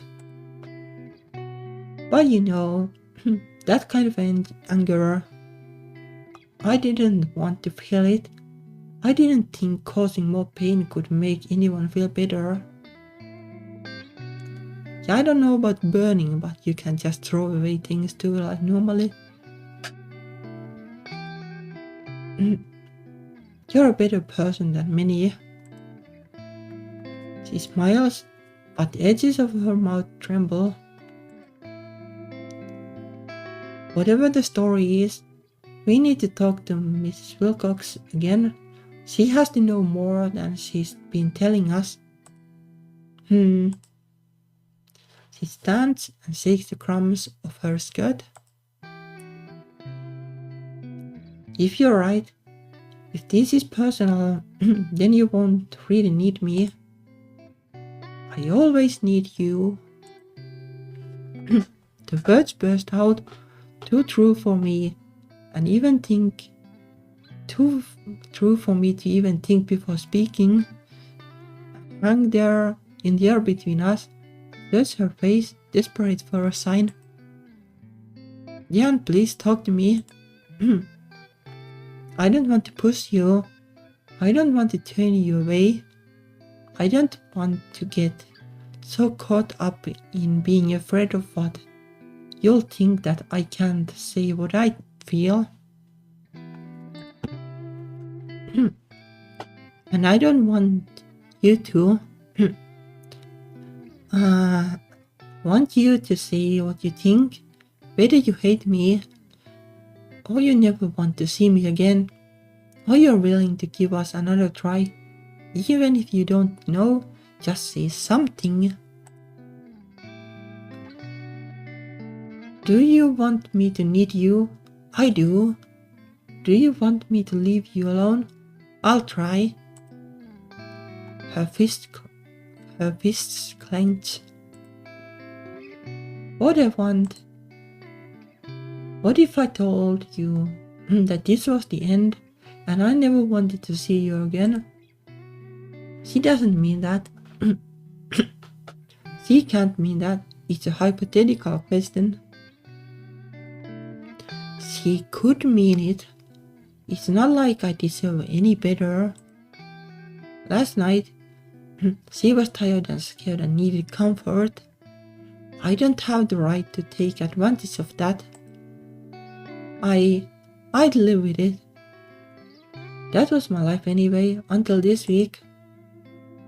Knowing you believed a lie, that was my greatest regret. At least now, I know that you knew the truth. Do I? I don't feel like I know anything. I don't know what I did wrong to make you feel like you couldn't trust me. You didn't. She holds up her hand, shaking her head. I'm always going to feel some pain about the past. You can't solve that with truth. Your truth and my truth aren't always the same. And it doesn't matter, it happened and it's over. Are we over? We were then, we were young. And we didn't know anything, we made mistakes. We are not those people now. I'm not the same shy little miss, and you're not the same heap of trouble. You're a dependable professional, someone who protects people. I'm proud of you. She takes a breath. What happened before is in the past. I need to know what we are now, what we can be to each other. What do you want, Jackie Ann? My face heats up as I try to find my tongue. I want to have a life with you. I want to champion you and defend you from the world. Okay, that is a couple steps ahead, I guess. I guess you can say this, but this is kinda saying I want to marry you, but not exactly. A notch less than that, but still.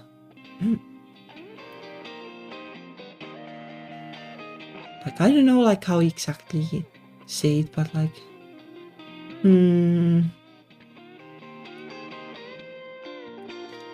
well, maybe just something simple I would like to start by going on a date with you or something.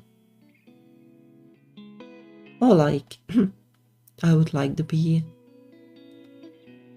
a little more than just friends or something like that.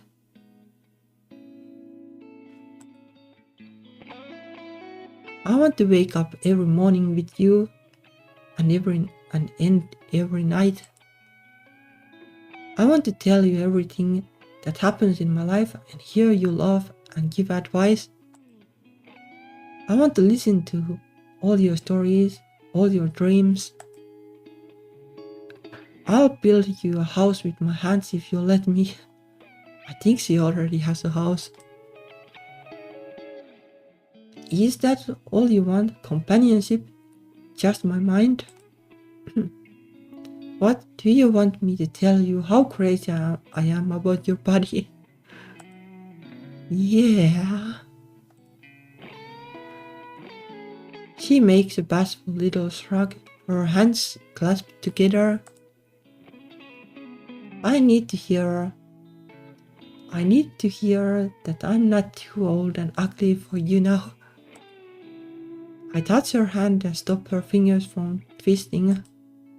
Look at me, hey, look at me. You know I don't have any way with words, but you are the most beautiful thing in the world. How could you ever be ugly? Her face pinks, and she half turns away, looking sheepish and pleased and uncertain at the same time.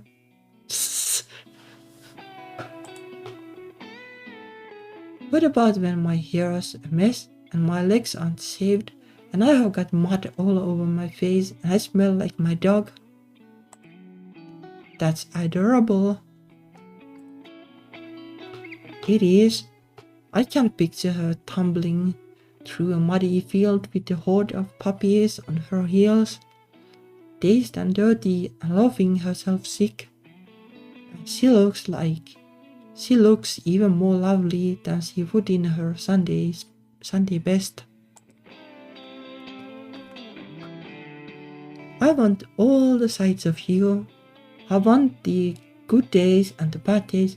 I want you cute and I want you naughty. But what about you? What do you want? She looks away, chewing her lip, and my heart aches. And then a smile lights up her face brighter than the sun. I want to hear you say that you need me more than anything and that you'll never ever leave me again. A little love relieved. Till death do us apart. Not even then. Oh, now it's getting into the cultist stuff again. She glares at me, her hands clamping onto my wrists. I like she likes the kind of person like if the partner dies, like she'll keep the skeleton home or something. I hope not. I hope that's not what it means. I want eternity. Yes, sure. That's nice and all, but it's kinda hard to promise. I blink. Oh, is that all? That's kinda a lot though. No. She lets go of me and smiles, all cheer up again. I also come with a dog. Well, you'll have to introduce us. Yeah, that is kinda, I guess, like, like the fur baby kind of joke, like, oh, I have a baby too, by the way. And then even the blinking can't hold back my tears. I slam my eyes shut, scrubbing at my cheeks, trying not to sob aloud. Jackie, are you okay? I'm sorry, it's so much. I love you. And I know we should be careful and take it slow, and I shouldn't put you on a pedestal again. And I'll try so hard to be good, but all I can think is, I'm so happy. You don't know how much I have needed you. How empty my life has been, how much I have carried the weight of this self-inflicted wound. But why hide my tears? She knows I'm safe. I pull her into my arms and allow myself to cry on her shoulder. I can feel her fingers in my hair, soothing me. It's okay. I love you too. I always wanted to believe it was a mistake or a nightmare, and that someday you'd come back. I thought I was such an idiot for not being able to get over you. She sniffles herself a little, then. You could lose your job for this, if anyone figures it out. She's afraid of that, isn't she? She mentioned it earlier. She can't be seen as a pervert in the South without losing her ability to work as a teacher. She needs me to be reassuring, and so I pull myself together. They won't. No one questions roommates. What we do behind closed doors is nobody else's business. Well, But this is kinda how it has been, like, historically. Like men always thought that, oh, women are so pure, they would never do anything filthy if they lived together. And that's why, like, women, like, historically got away with being gay, like, kinda easier than men.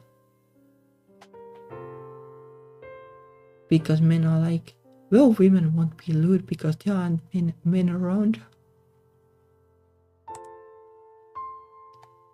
And maybe someday we can take a grand romantic vacation for a bit far away where nobody knows us to complain.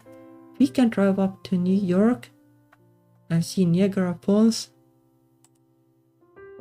Making plans already. Why not? We have got to do something with eternity, right? She laughs. I take her hand in mine. I'm sorry I can't offer you a wedding or children.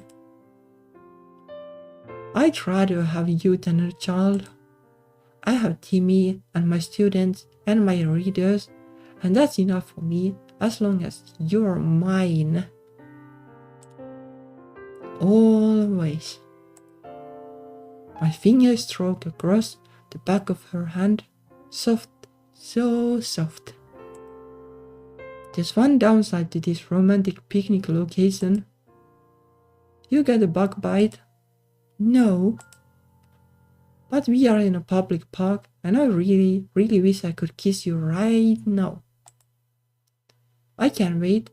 I have waited this long. I respect.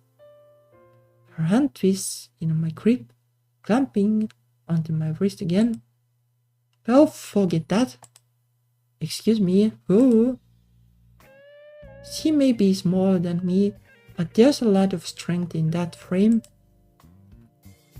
Or maybe it's just that, as a teacher, she's used to being obeyed. Whatever the case, she easily pulls me along behind the tree, out of the way, and... ooh, kisses me. It's not the greatest kiss we have ever shared. It's surprising and a little bit rough, as our bodies aren't quite in alignment after years out of practice, but it is heartfelt. And to lean her back against the tree and take the time to learn her body all over again, tracing every trail to the treasure of her gasps. But we are still in public, and we are both meant to be adults, not horny teenagers. There will be time for this later, and on a much more comfortable bed. Right? I step away, measuring the rate of my breathing and slowing it down. Gotta get calm. Yeah, I guess you can be like a horny adult too, like. But yeah, like well, like a reunion kinda sleepover in the woods might not be like the best option ever. Maybe like in the horny teenager sense, but not in the horny adult sense. We still have a job to do. We need to follow up with Mrs. Wilcox. Since the store's closed, she'll likely be at home. I'll call into the station and get her personal address and phone number. Break's over, huh? For now. It's never over, not with us. And I thank God for that.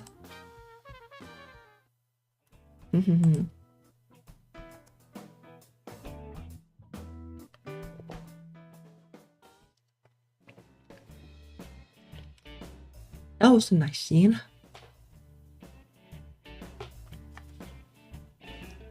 So I guess like that part is kinda settled now, so now we only need to solve the crime, I guess.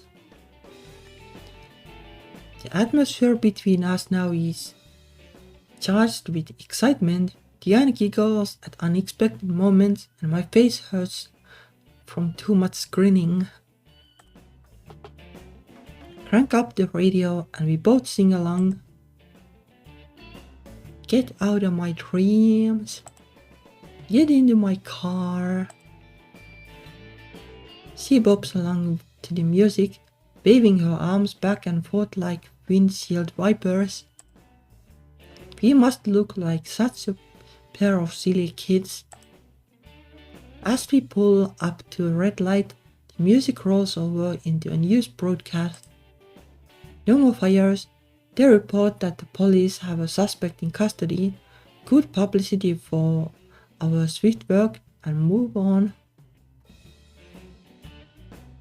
Yeah, I have no idea which song it actually is because, well, not an expert on music by a stretch or anything.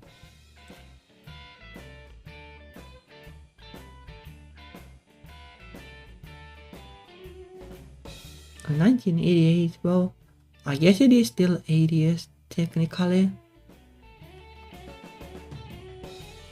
It sounds like the panic over Satanists in their midst might soon be pushed away by the next exciting scandal. That is, so long as there really aren't any more fires. Right now, we can't be certain of that. Well, I guess it helps though, like if there are any copycats and they hear that, okay, the police caught the last one in like 2 days or something, then they are like, yeah, I don't know about that, like it's kinda easy to get caught then.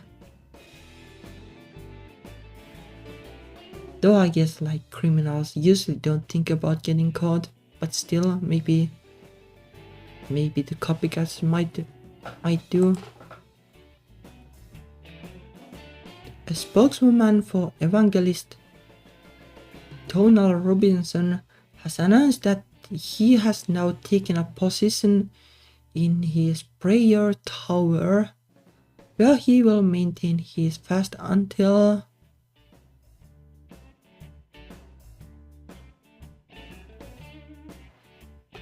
yeah, well, I guess like if you kinda need like shelter or something, then you can like do a crime, like if you're really desperate or something, but usually you don't want to get caught.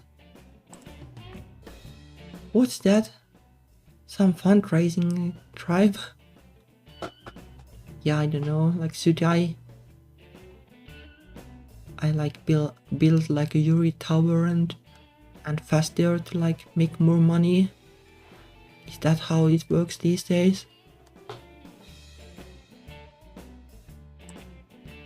$5 million by the end of the month, that God will call him home.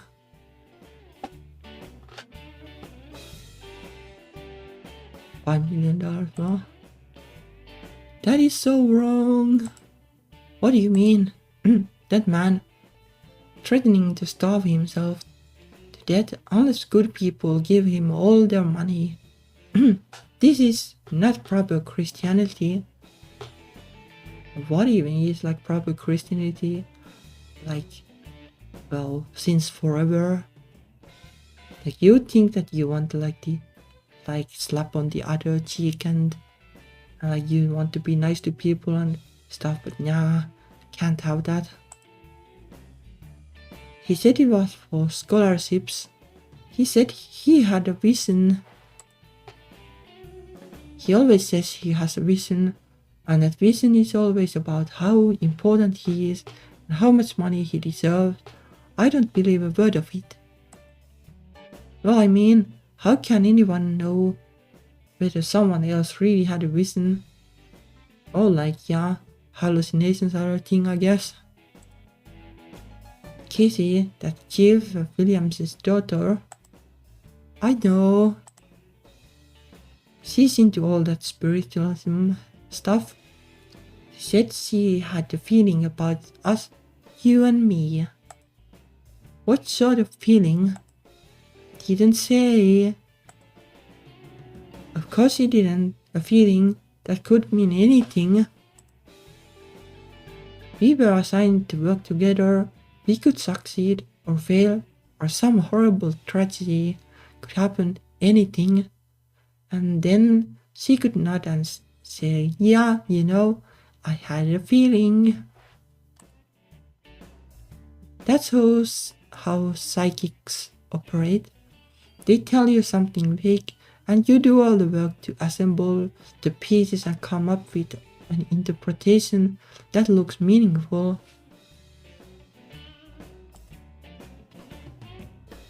Yeah, like. But there are like some kind of like things that you can like 100% predict pretty much, like you could.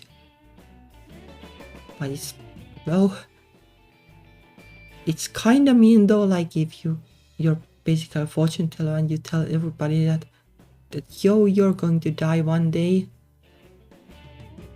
Like, well, nobody lives forever, but people probably don't want to hear that they are dying even then. But it is something that you can, well, so-called like predict reliably at least. I think back to my conversation with the chief. Actually, I think she said that you and I were connected in the spiritual realm. That's why the chief told me.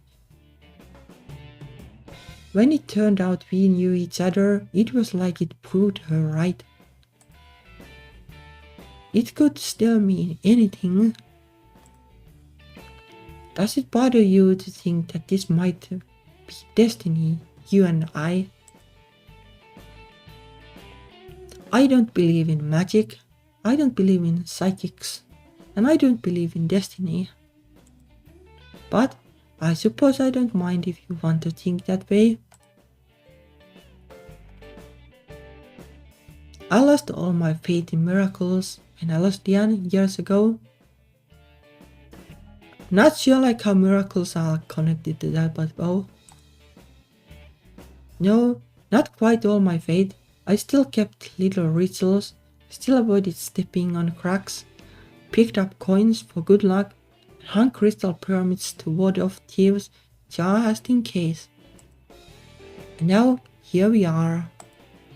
So I smile. I'm not going to rely on destiny to keep us together. That's us. That's up to us.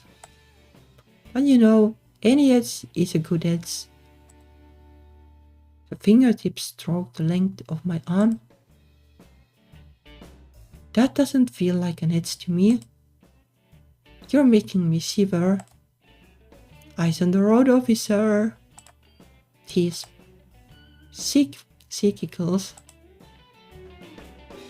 When we reach Mrs. Wilcox's address, I open Diane's door for her, then bump my hip against hers, just to watch her try to keep a straight face. But we have to be serious now. This is work time. Mrs. Wilcox answers the door when I knock, but does not invite us in, at least not through the door. She calls out for us to go around the side and in across the back porch. Why exactly? I don't know if that's because her front door is jammed up or because she wants to make it clear that we are not her guests. She makes no offer of hospitality, no seats, no coffee. Not that I need any more coffee at this point. Her choice of wallpaper reminds me unpleasantly of my mother's tobacco-stained home and garden magazines. She'd stopped paying for the subscription long before I moved out, so even then they were already out of date. Oh, she is into gardening too, so that is all the sus. Unless like these are things from the store, but there are like pants there too, so kinda got the feeling that she is the culprit actually. My mother was less interested in the garden side. No plant stayed alive under our roof, and even the grass out front struggled to find the energy to survive underfoot.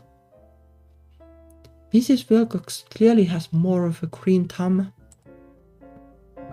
Good afternoon, Mrs. Wilcox. Ah, the pleasantries. That is much more Indian's skill set. I hope you're doing alright. I know how difficult this must be for you. Ma. Seems that nothing mollifies the woman. You people arrested anyone yet? Or you gonna let the city burn down around our ears first? We have made some significant progress on the case. If she hasn't heard about Tanman's arrest, I try to not mention it, explaining that we have caught the culprit, but not necessarily the same culprit who targeted her store. Would only confuse and distract her. However, we do have some more questions for you. Why is that? Lines of investigation. All things considered, I'm certain that she knows more about this case than she has told us. For whatever reason, she's not volunteering the information. Yeah, because she's the criminal, I guess. If I can find the right questions to ask, maybe I can seek some details out of her. Investigation mode. I kind of wanted like the investigation mode too.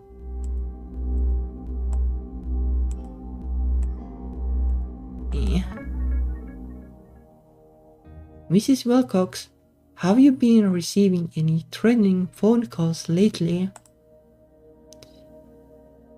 You mean like those heavy breathing perverts? What? The ones that call up and won't say who they are and just breathe at you?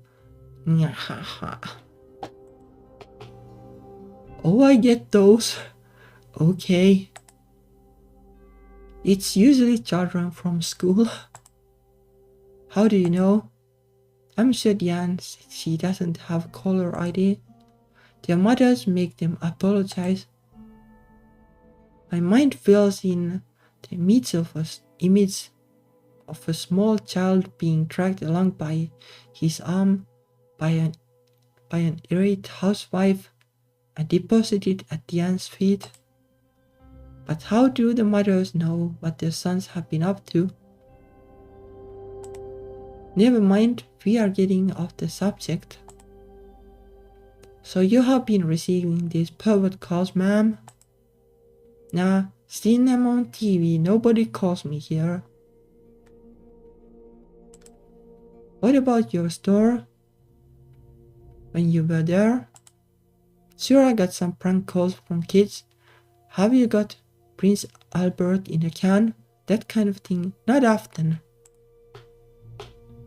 Is that a kind of tuna? No, it's tobacco. This isn't getting us anywhere. I need a different direction.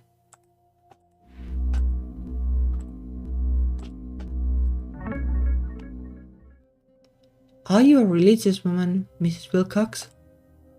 I go to church on Sunday, same as everyone. No, not everyone, but that's beside the point. Which church? She hesitates. St. Luke's. Now does he think I'll have a problem with her denomination? Is he behind on her teeth and attendance? Or did she just pick a saint's name at random and assume there would be such a church?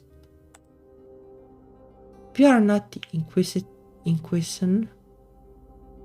I'm only interested to the extent that it impacts this case. Has anyone at the church ever objected to your line of work? No. Have you ever had any difficulties with religious groups around your store? Picketers, pamphlets, praying outside, tracts? You mean those little cartoon books they give away? Some guy asked if he could leave a stack at the shop once. I told him no. It's a store. We don't give things away for free. Was he angry about that? Nah, just went to the next place down. So you had never had a problem with anyone who thought that your store was ungodly? Not particularly, no. Well, this dark scene isn't getting me anything. What other possibilities are there?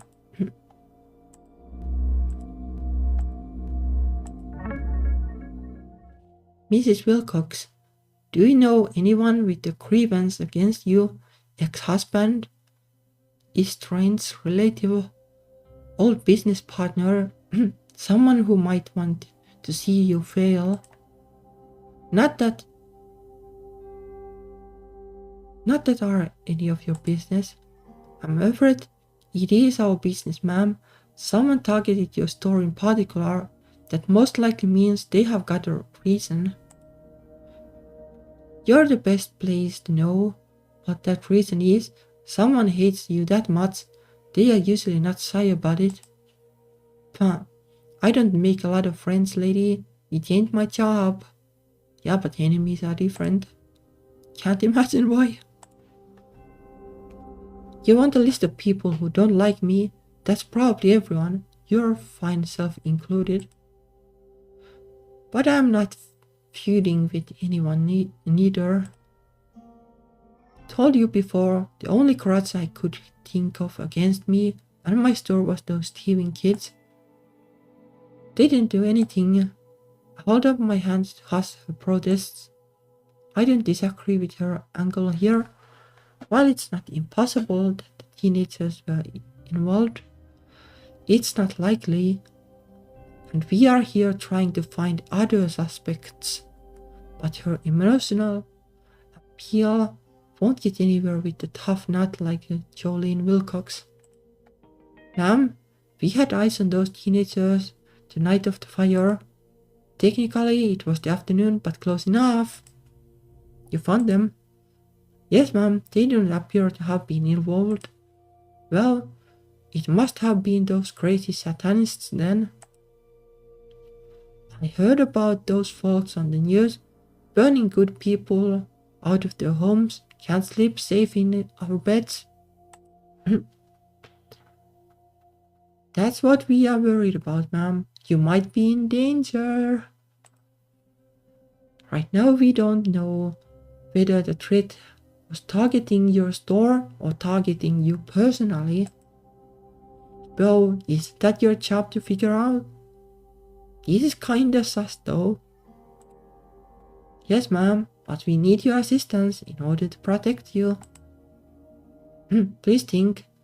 Have you had any other suspicious contacts, threats, demands, requests for payment? No, I don't know. It's a store, people come in, I don't take names. Could be anyone. Can't know what makes crazy people crazy. This is frustrating. I'm trying everything I can to encourage her to be forthcoming, and she won't give me anything. Is it fair? She's definitely being evasive. Is there some great threat? Something worse than losing her store, which is blocking her from cooperating with us? Oh, it's because she's the criminal. If it's something so crucial for her to protect, she'll never admit to it directly.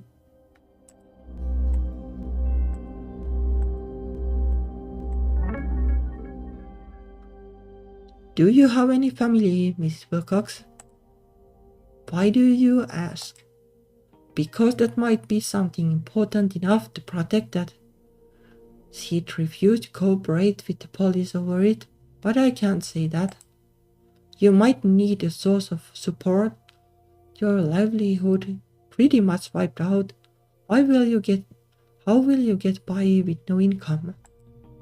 I'm not stupid. I have insurance. Ha ha ha.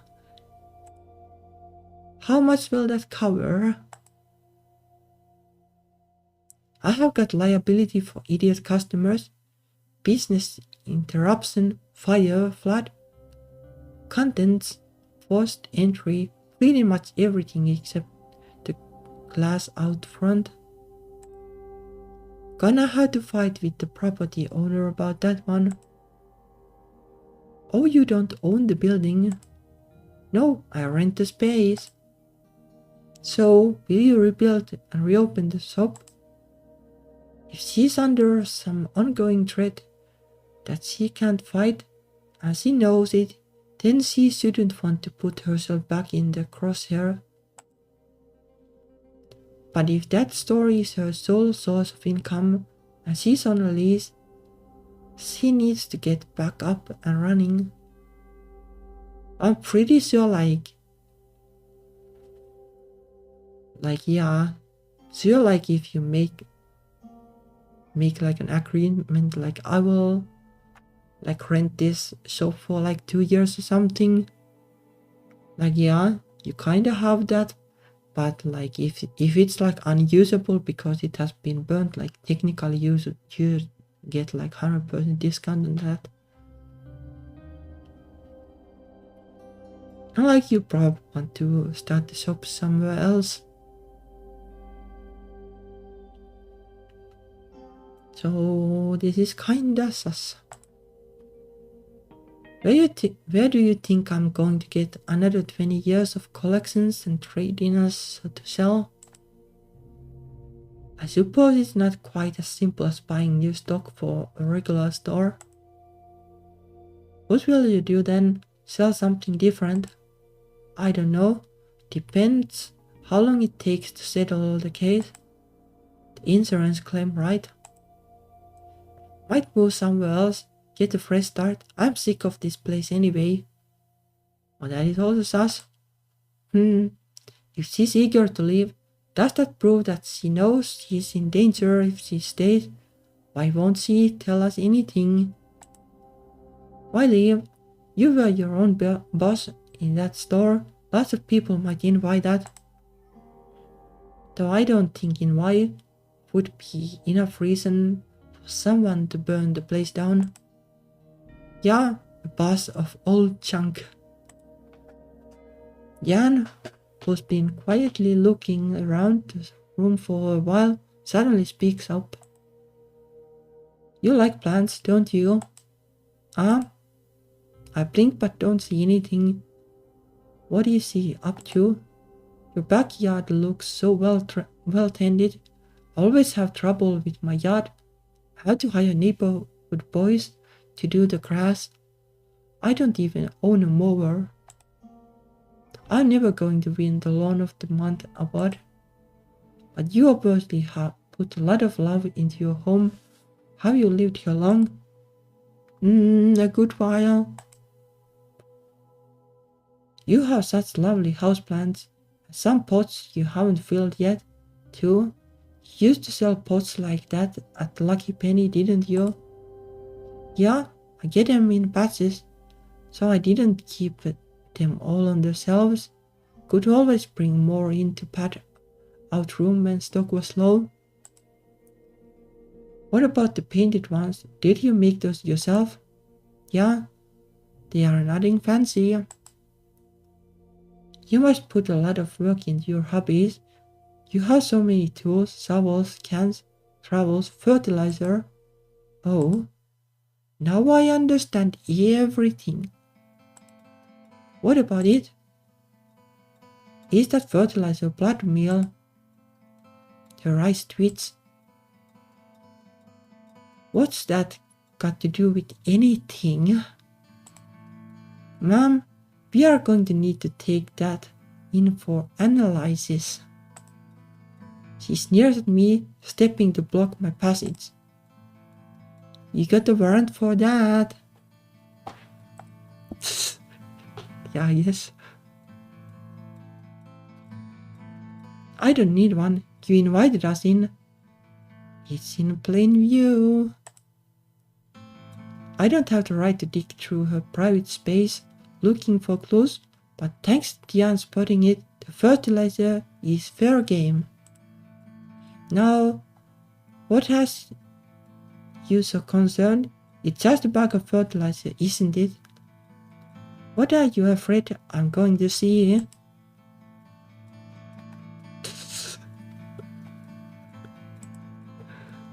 Is it because you know that this fertilizer was used in the commission of a crime? She pinches her lips together, puffing up her cheeks like an overzealous chipmunk.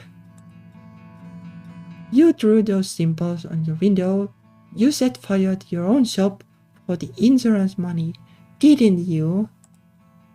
She folds her arms, drumming her fingers against her sleeve, and her eyes flick back and forth along the floor. After a moment, she looks back at me. Let's say, if I did. If that's what happened, why should you care? It's a victimless crime. No one got hurt.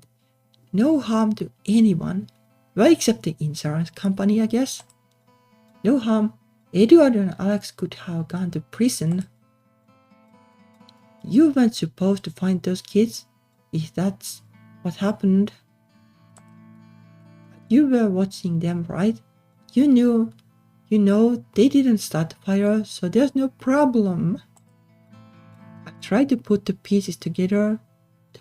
The boys were scapegoats, a distraction, and one she didn't think we could track down so quickly, so she wasn't conspiring with Talon.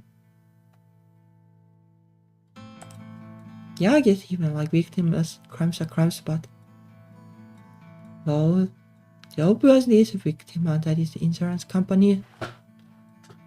Which raises another question. How did you know about the fires being set in the woods? You know what? I didn't know anything about those Satanists until I heard it on the news the other night. I don't have a thing to do with that, and there ain't no way you can pin it on me. She smiles, baring sharp yellow teeth with the occasional glint of gold. Just my bad luck, some godless heathens set fire to my shop too, huh? A fortunate coincidence for her seems more likely. She had some other plans at first and changed direction when she heard there was an arsonist on the loose. She knew the department probably wouldn't provide the guards she'd requested, and certainly not indefinitely. Myself told her that extra security for her shop wasn't needed. She could have driven to her shop at night, not suspicious as the owner, and checked to be sure that there were no police around before proceeding. I'm not sure how to prove that though. Only concrete evidence we have against her right now is that blood meal and her confession if she makes it. So what happens if you can't find any culprit and this case goes unsolved? I get my money, I leave this shithole town, I get a new job somewhere else, and you never hear from me again. Nobody has any problems. You see, you don't lose, I don't lose. Now if you decided to try and push this wild theory of yours about who might have been responsible for that fire, if you tried to set me up, then I would have to tell your boss about the wicked things you have been doing with Miss Kindergarten teacher over there. Diane's face reflects the color of her pearls. That's right. I see what you are. Couple of dirty lesbos trying to frame a decent God-fearing woman just to make me keep quiet about what I know.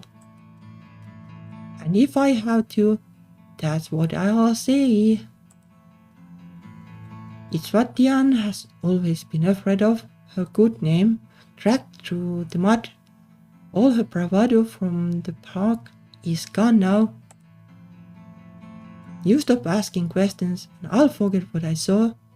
You make me an enemy and I will ruin you. So you think real careful now? Well, just report her to the police. Who cares? I don't look at Diane. I don't want to see her face. I keep my gaze fixed on Jolene Wilcox. And I laugh. You think I have never been called a dyke before? Lady, are you blind? I'm a woman on the force who can outbench press half the scum I drag in. Chief hears I'm an unnatural war 3 times a week. You think he believes any bullshit that comes out of the mouth of a perp? You can say whatever you want. Bring me your phone. I'll call the station. You can tell them right now.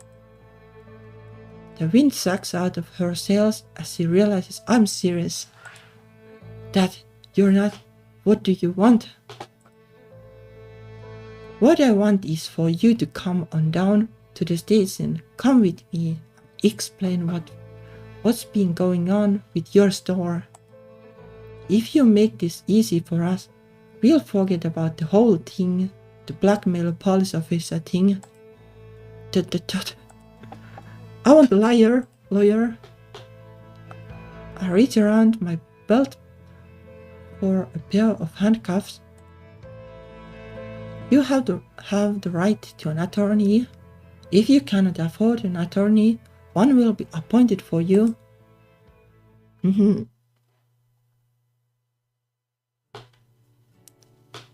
Between bringing in our suspect, explaining the situation to the chief, and enduring his congratulations, it's not until much later that I get a chance to speak with Diane privately.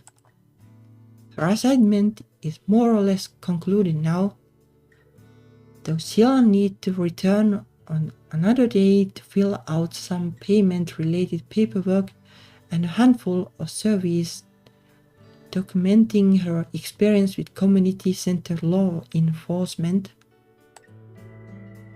But for the most part, she's dismissed. Diane drove herself to the station this morning, so I can't even take her home. But I don't intend for this to be the end to our day. Only chance how to speak to her alone is in the parking lot while she's getting into her car. So that's where I go, and from there we agree to meet for dinner at her place in a couple of hours. Diane opens the door at my knock. Come in, welcome to my home. She closes the door before stretching up to give me a quick kiss. Woof! Oh, hello there, this must be the baby of the family. I squat down in front of the dog and wait to let him approach me if he wants. Woof woof. He bounces up and down, then looks up to his owner for reassurance. He's confused. I don't exactly get a lot of visitors. But you're a precious baby, aren't you? So Jackie, what a good boy you are. Shake hands. She kneels before the dog, fusses over him a bit, and feeds him a treat. He is pretty cute. Almost as cute as you are. Silly. For as long as... I'm not saying that there is anything wrong with furries, but still, I would prefer to romance with her and not the dog. We look at each other, both crouching on the floor like children, and laugh. I stand up and brush off my knees, then offer Diane a hand up. She doesn't need it, of course. This is her home. She stands on her own feet all the time, but it's an instinct. The house itself isn't large, but it's better decorated than mine. It feels cozy. This is pretty large house by modern standards though, well, if you're a house owner then I guess not, but who can afford like a house these days? At the moment, there's wonderful wholesome scent drifting out from the kitchen, but I don't see any food on display. I hope I didn't make you do a lot of cooking.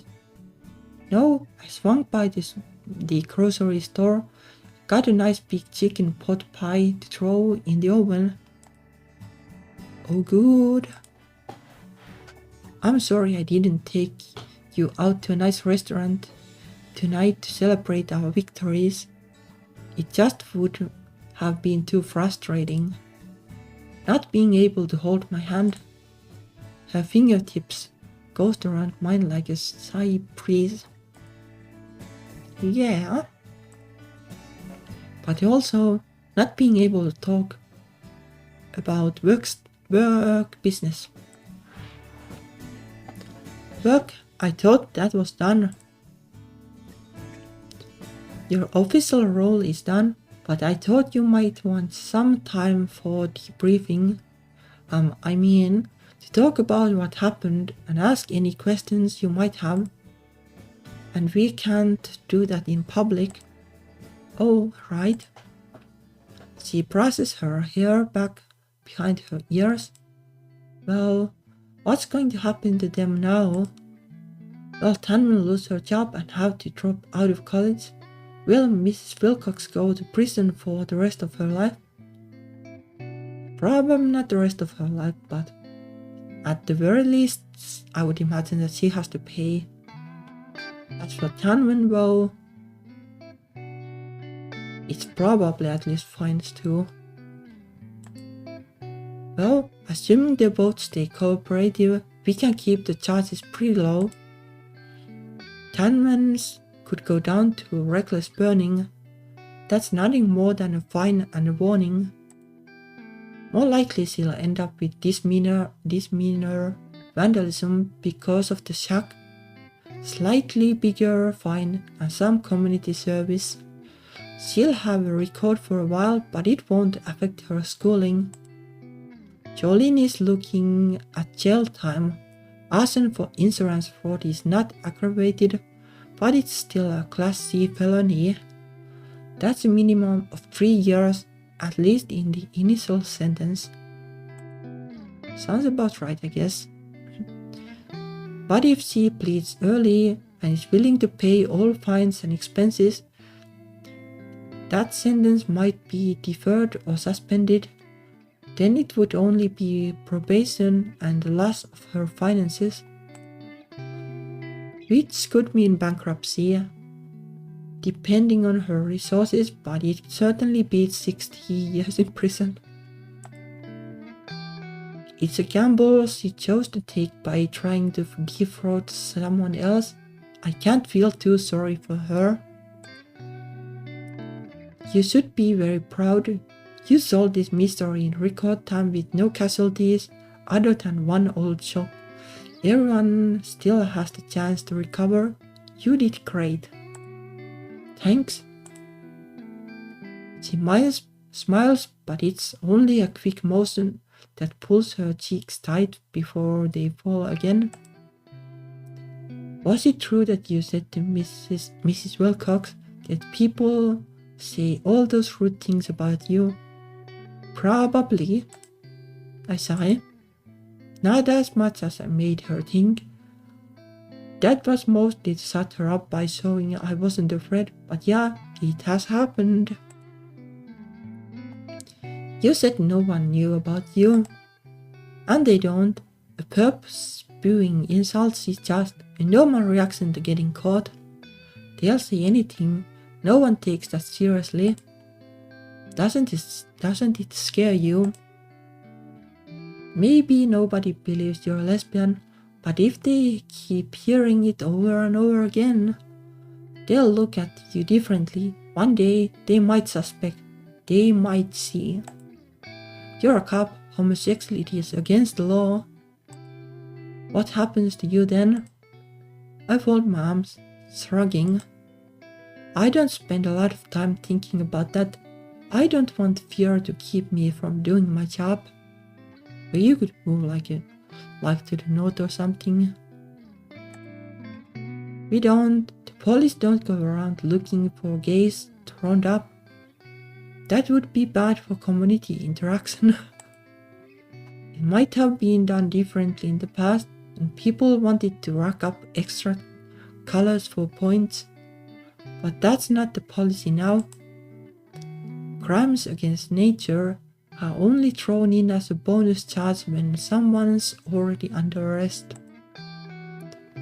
She makes a face. I know, it's still not fair, but at least it gives us some protection if we are careful. Maybe it's wrong to be so careful. Maybe we should make more noise and protest the way the world treats us. The laws will never change unless people demand it. But right now, I have a more important mountain to climb, rebuilding my relationship with Diane. The rest of the world can wait. Selfies. I don't care. I know what I want, what I need. If I have her on my side, then I can handle the world. When she threatened to tell, I was so frightened. If it had been just me, I might have done what she asked. But I couldn't ask you to let the criminal go. That's not who you are. You did the right thing. But I was afraid that your career would be over and it would be my fault. I take your hand in mine. If I got fired, I'd find something else. I would go on. I don't want to lose my job over us, but if I had to, your word is okay. Jan leaps forward and throws her arms around me, banging her head painfully against my chin. Hey, careful! The hug goes on and on, her body swaying gently in my arms. I run my hand over her head, soothing her. I miss her long hair. Her head feels so fragile like this. I love you, I always have. She sniffles into my shirt. We are really killing the mood here, aren't we? Alright. I kiss her hair, stroking her back. Do you want to commit a crime against nature? She laughs and thumps me on the arm. That's not very romantic. Hey, sorry, I can't contain myself. I have been wanting you too long to wait for it now. Oh no, now I'm afraid I'll disappoint you.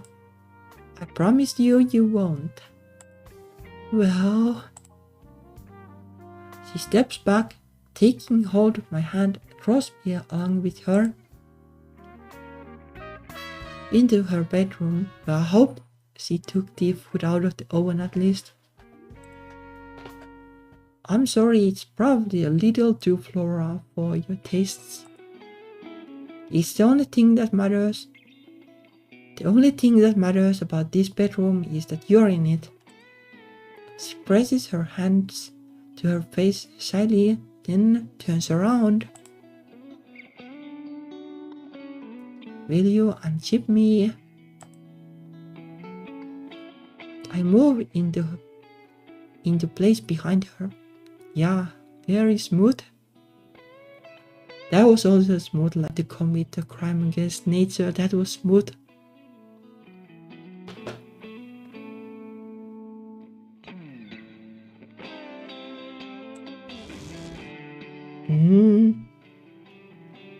My fingers fumble under the curves of her collar, seeking the tiny metal tab. They make them small on dresses like this. so they can be tucked out of sight, an illusion to pretend that we aren't all living flesh underneath.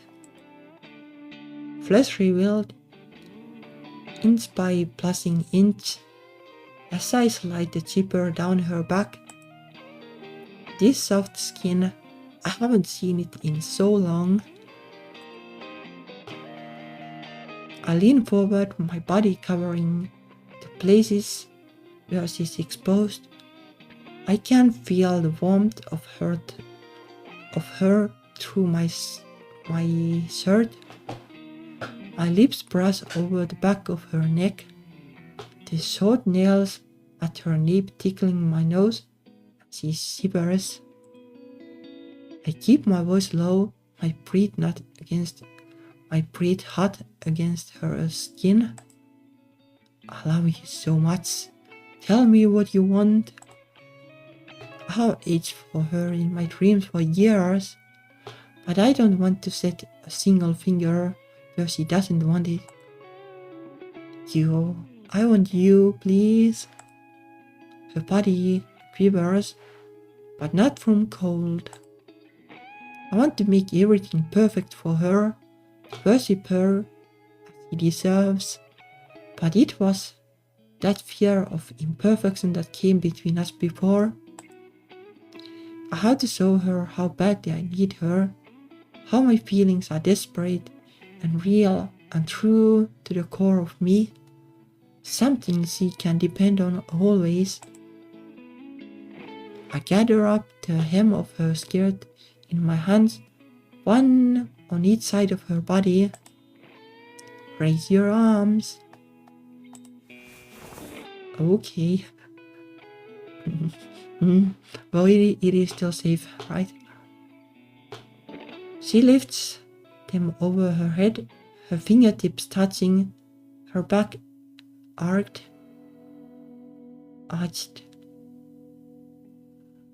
Well, good thing I don't have monetization. I probably won't have in years at this rate.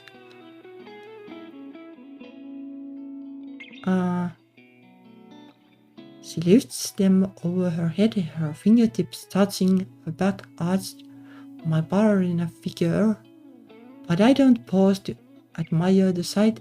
I draw the fabric up and over her head, pulling her sleeves loose from her arms, and my breath comes faster. You're so beautiful. With the barrier removed, my hands slide over her shape like a sculptor. A curve here, a dimple there, a curve here, a dimple there, the soft swell of her belly, the delicate bones of her shoulder blades. I'm kinda anxious about this so I'll do this just in case. Probably don't need to, but if I don't need to, then I'll move away. I cup her breasts, still nestled in their lazy bed, and hear her gasp. My pulse beats with heartbeat in me, an insistent throb between my legs. I want to touch you all over. Do it. Okay, I guess it's hopefully fine. No fumbling now. Well, I guess I'll move back while I did.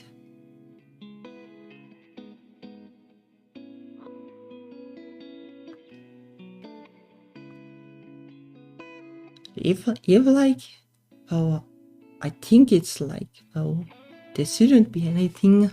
I didn't double check the rating, but it should be fine. But if there is something, well, the game baited me with this, but I assume it's fine.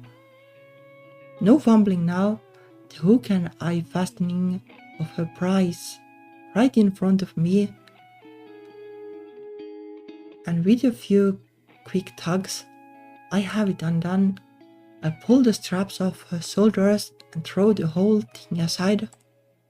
This time, when my hands slip under and around to lift her breasts, It is bare skin under my fingertips and rosy nipples that twist up into eager butts at my tats.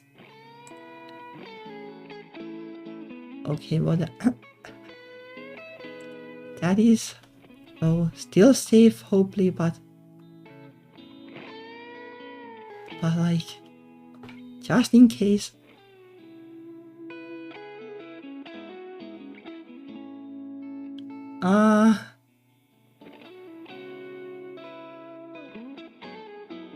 Well, I don't know, like if I should read this out. I guess I will. If I get, well, demonetized, then so be it. I draw her back against me, my mouth seeking the tender joint of her throat, tasting, sucking, and I can feel her whole body shudder, hands flying open and closed. She cries out, sound with no civilized words.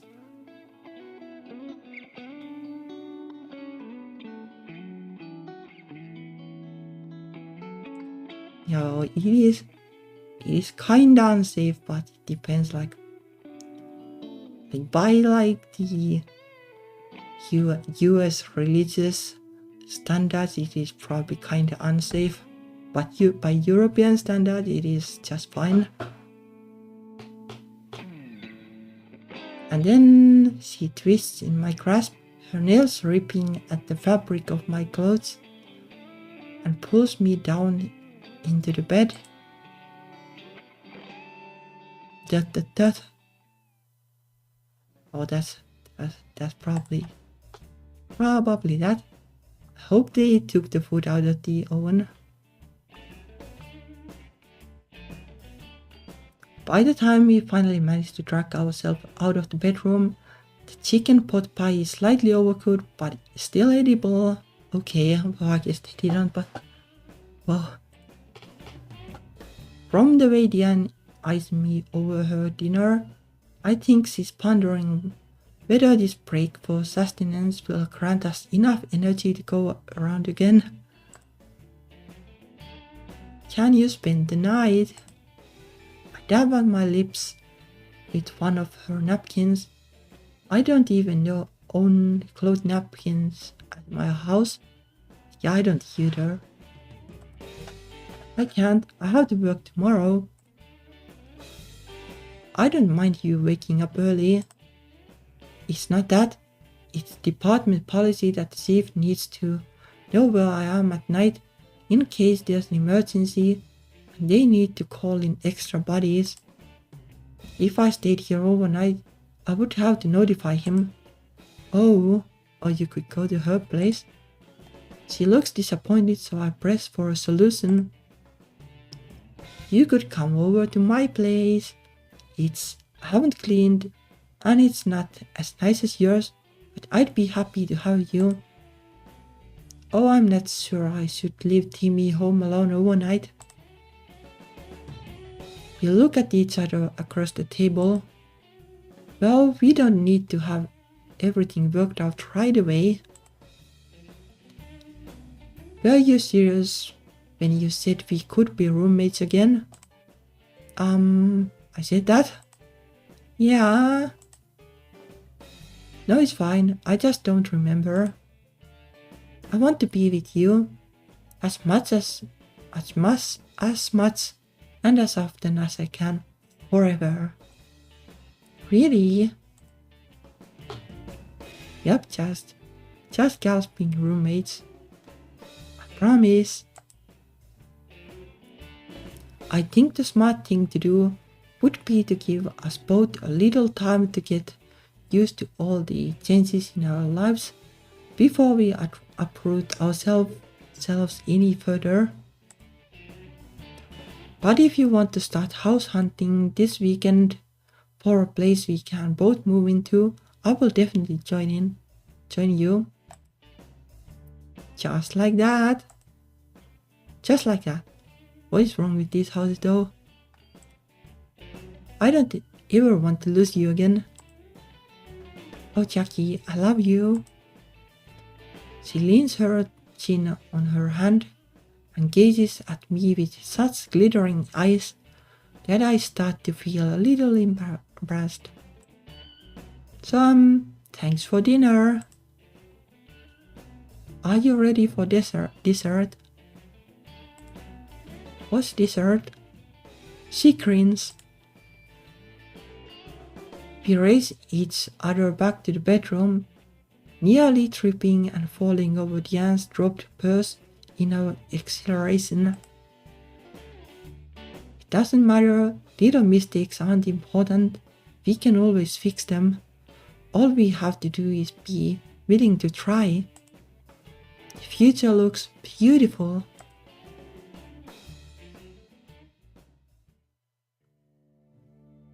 Well, in the end I guess the pendant didn't mean anything.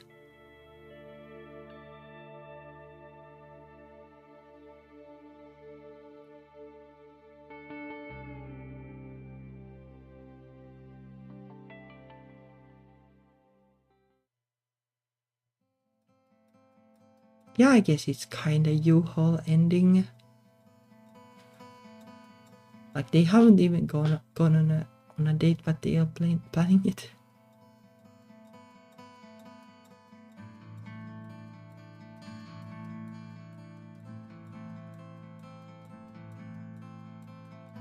Yeah, it was a good one. Kinda a slow start, but it kept getting more exciting towards the end. That's good. And I kinda got right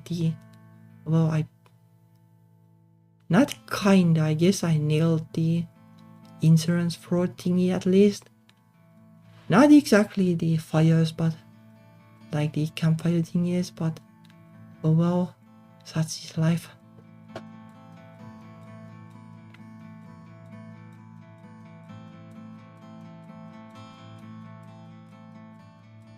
The end question mark.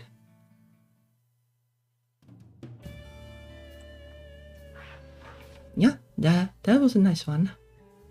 Took a few sessions, but I had fun at least.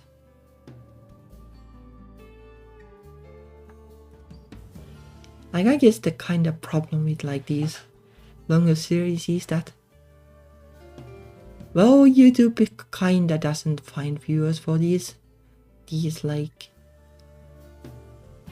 I guess if you're a bigger streamer then this is easier, but usually it's kinda tricky. Also, I haven't been bothering with the social media for the most part because it seems that,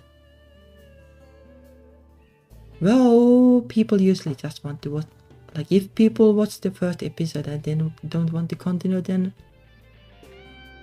it's kinda tricky to advertise later. Like, you know, I have streamed this like 4 times already and come watch the ending and get spoiled. Oh well, that is how it is sometimes.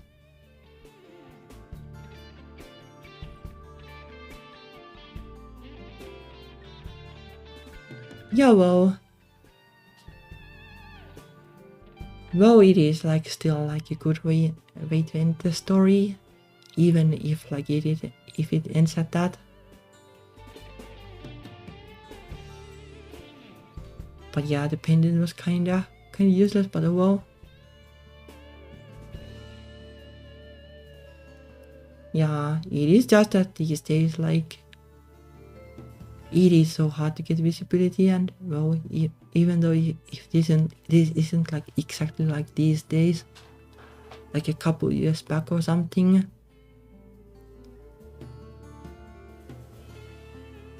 But well, it was already hard in 2020.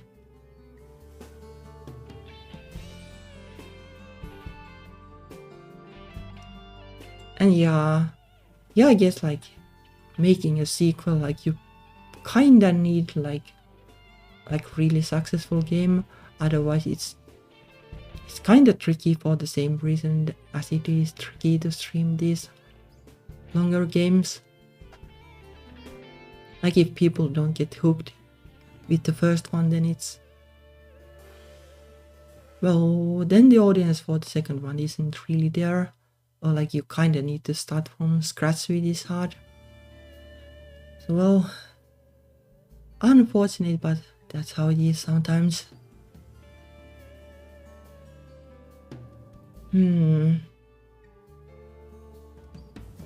Yeah, I don't know, like maybe it's just that the beginning is slow, so it is kind of hard sell because of that. Like if you make like a demo of this basically, for example, like the beginning will be slow and people won't really like know that it will be good towards the end, and that is kind of tricky. And especially these days with people having like such a short attention span, like you really need to nail like the beginning and get the player hooked.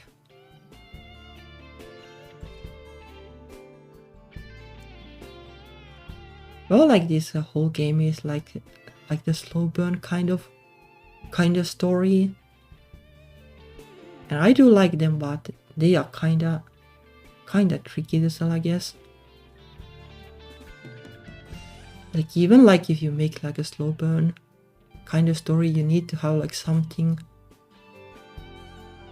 that makes it interesting in the beginning. But I don't know like how you could really make this work like otherwise. Like this is really like consistent and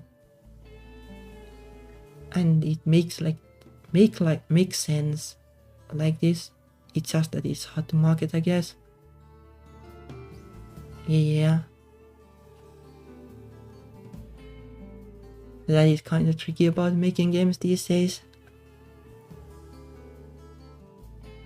Also the fact that, well, it is pretty much impossible to market things these days anyway. Social media being in samples and everything.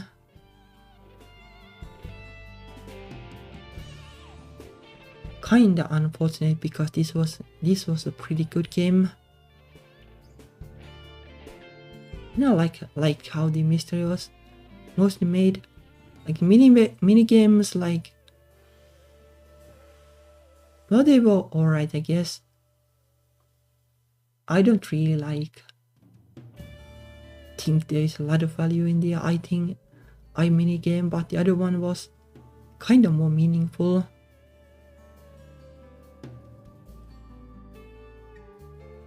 Well, it's not like it really matters. But yeah, it would be nice if there were like way to make this kind of game with the slower start like marketable, but yeah, the way how things are these days, I don't know. It's kind of like it kind of sucks, but you kind of can't easily even do this kind of stories anymore. And it is lost in a way, but well, that's how the market is, I guess. Oh, I like this. This was definitely worth it. Like towards the end, like I got really excited about this. Like the first session was maybe like, yeah, I don't know, like what is even happening. Like I can kind of see like the potential, and then like Chucky kind of carrying it enough for me.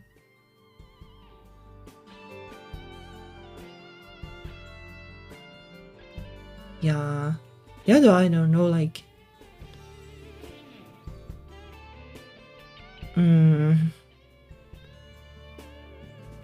I think if you make like a slow burn romance, you kind of want to like something that counterbalances it. Like you want, like for example, like if you make a slow burn romance, like maybe you can make the mystery something that like starts more intensely somehow, even though it is kinda counterintuitive, but I kinda think it's needed these days somehow. Or maybe you can have like something else that ramps up like the intensity in the beginning. But I don't know, it is really hard. Like the natural way of doing things is that the intensity grows slowly, and just will think that both slower stories are for different kind of people. Yeah, something like that, like make the romance slow burn, but the other parts of story not. Yeah, like the build-up of the intensity was really great. Like that was on spot. I would say that, like, well, I don't mind slow burn stories, and I don't mind like at all like the kind of mystery that is like doesn't make any sense in the beginning arc. That is exactly my kind of thing, but I guess like players these days with slower attention span, like it might be rough for them, which is kind of sad. Like if I could, I would make like the kind of games that are completely cryptic in the beginning. Like there were like sci-fi books like that were all pretty much like always like that, like a sci-fi book series by Ian Banks. That was always like you had no idea what they were even talking about in the beginning, but I absolutely loved it. Like it was like, well, you kind of like, you know, like you have a jigsaw puzzle and you have the pieces, they are like all like in a mess in the beginning, and you slowly put them together, like that kind of feeling. I do like that, but and I kind of did like this game because of that. Like in the beginning it didn't make sense that much, but you could kind of figure that there's probably a explanation that isn't cultists, and then you try to piece the pieces together or something. So it was definitely good in that sense, and I wouldn't mind more like this kind of stories, but I don't know. My gut feeling is that it is really hard to sell these days. Also, like, it's hard to even blame like the developer for that or anything. Like the scene changed so quickly. Like if you take like 2 years to make a game or something, like when you start making the game, you're like, yeah, this seems to work these days. And then like 2 years later, when you release the game, you're like, oh yikes, I guess it's all different now. So yeah, oh well. Anyway, I guess that is that. Thank you for watching and for the comments, and thank you for the developer. It was a fun game. Oh, yeah. So yeah, see you next week, I guess. Yeah. Thank you and bye bye.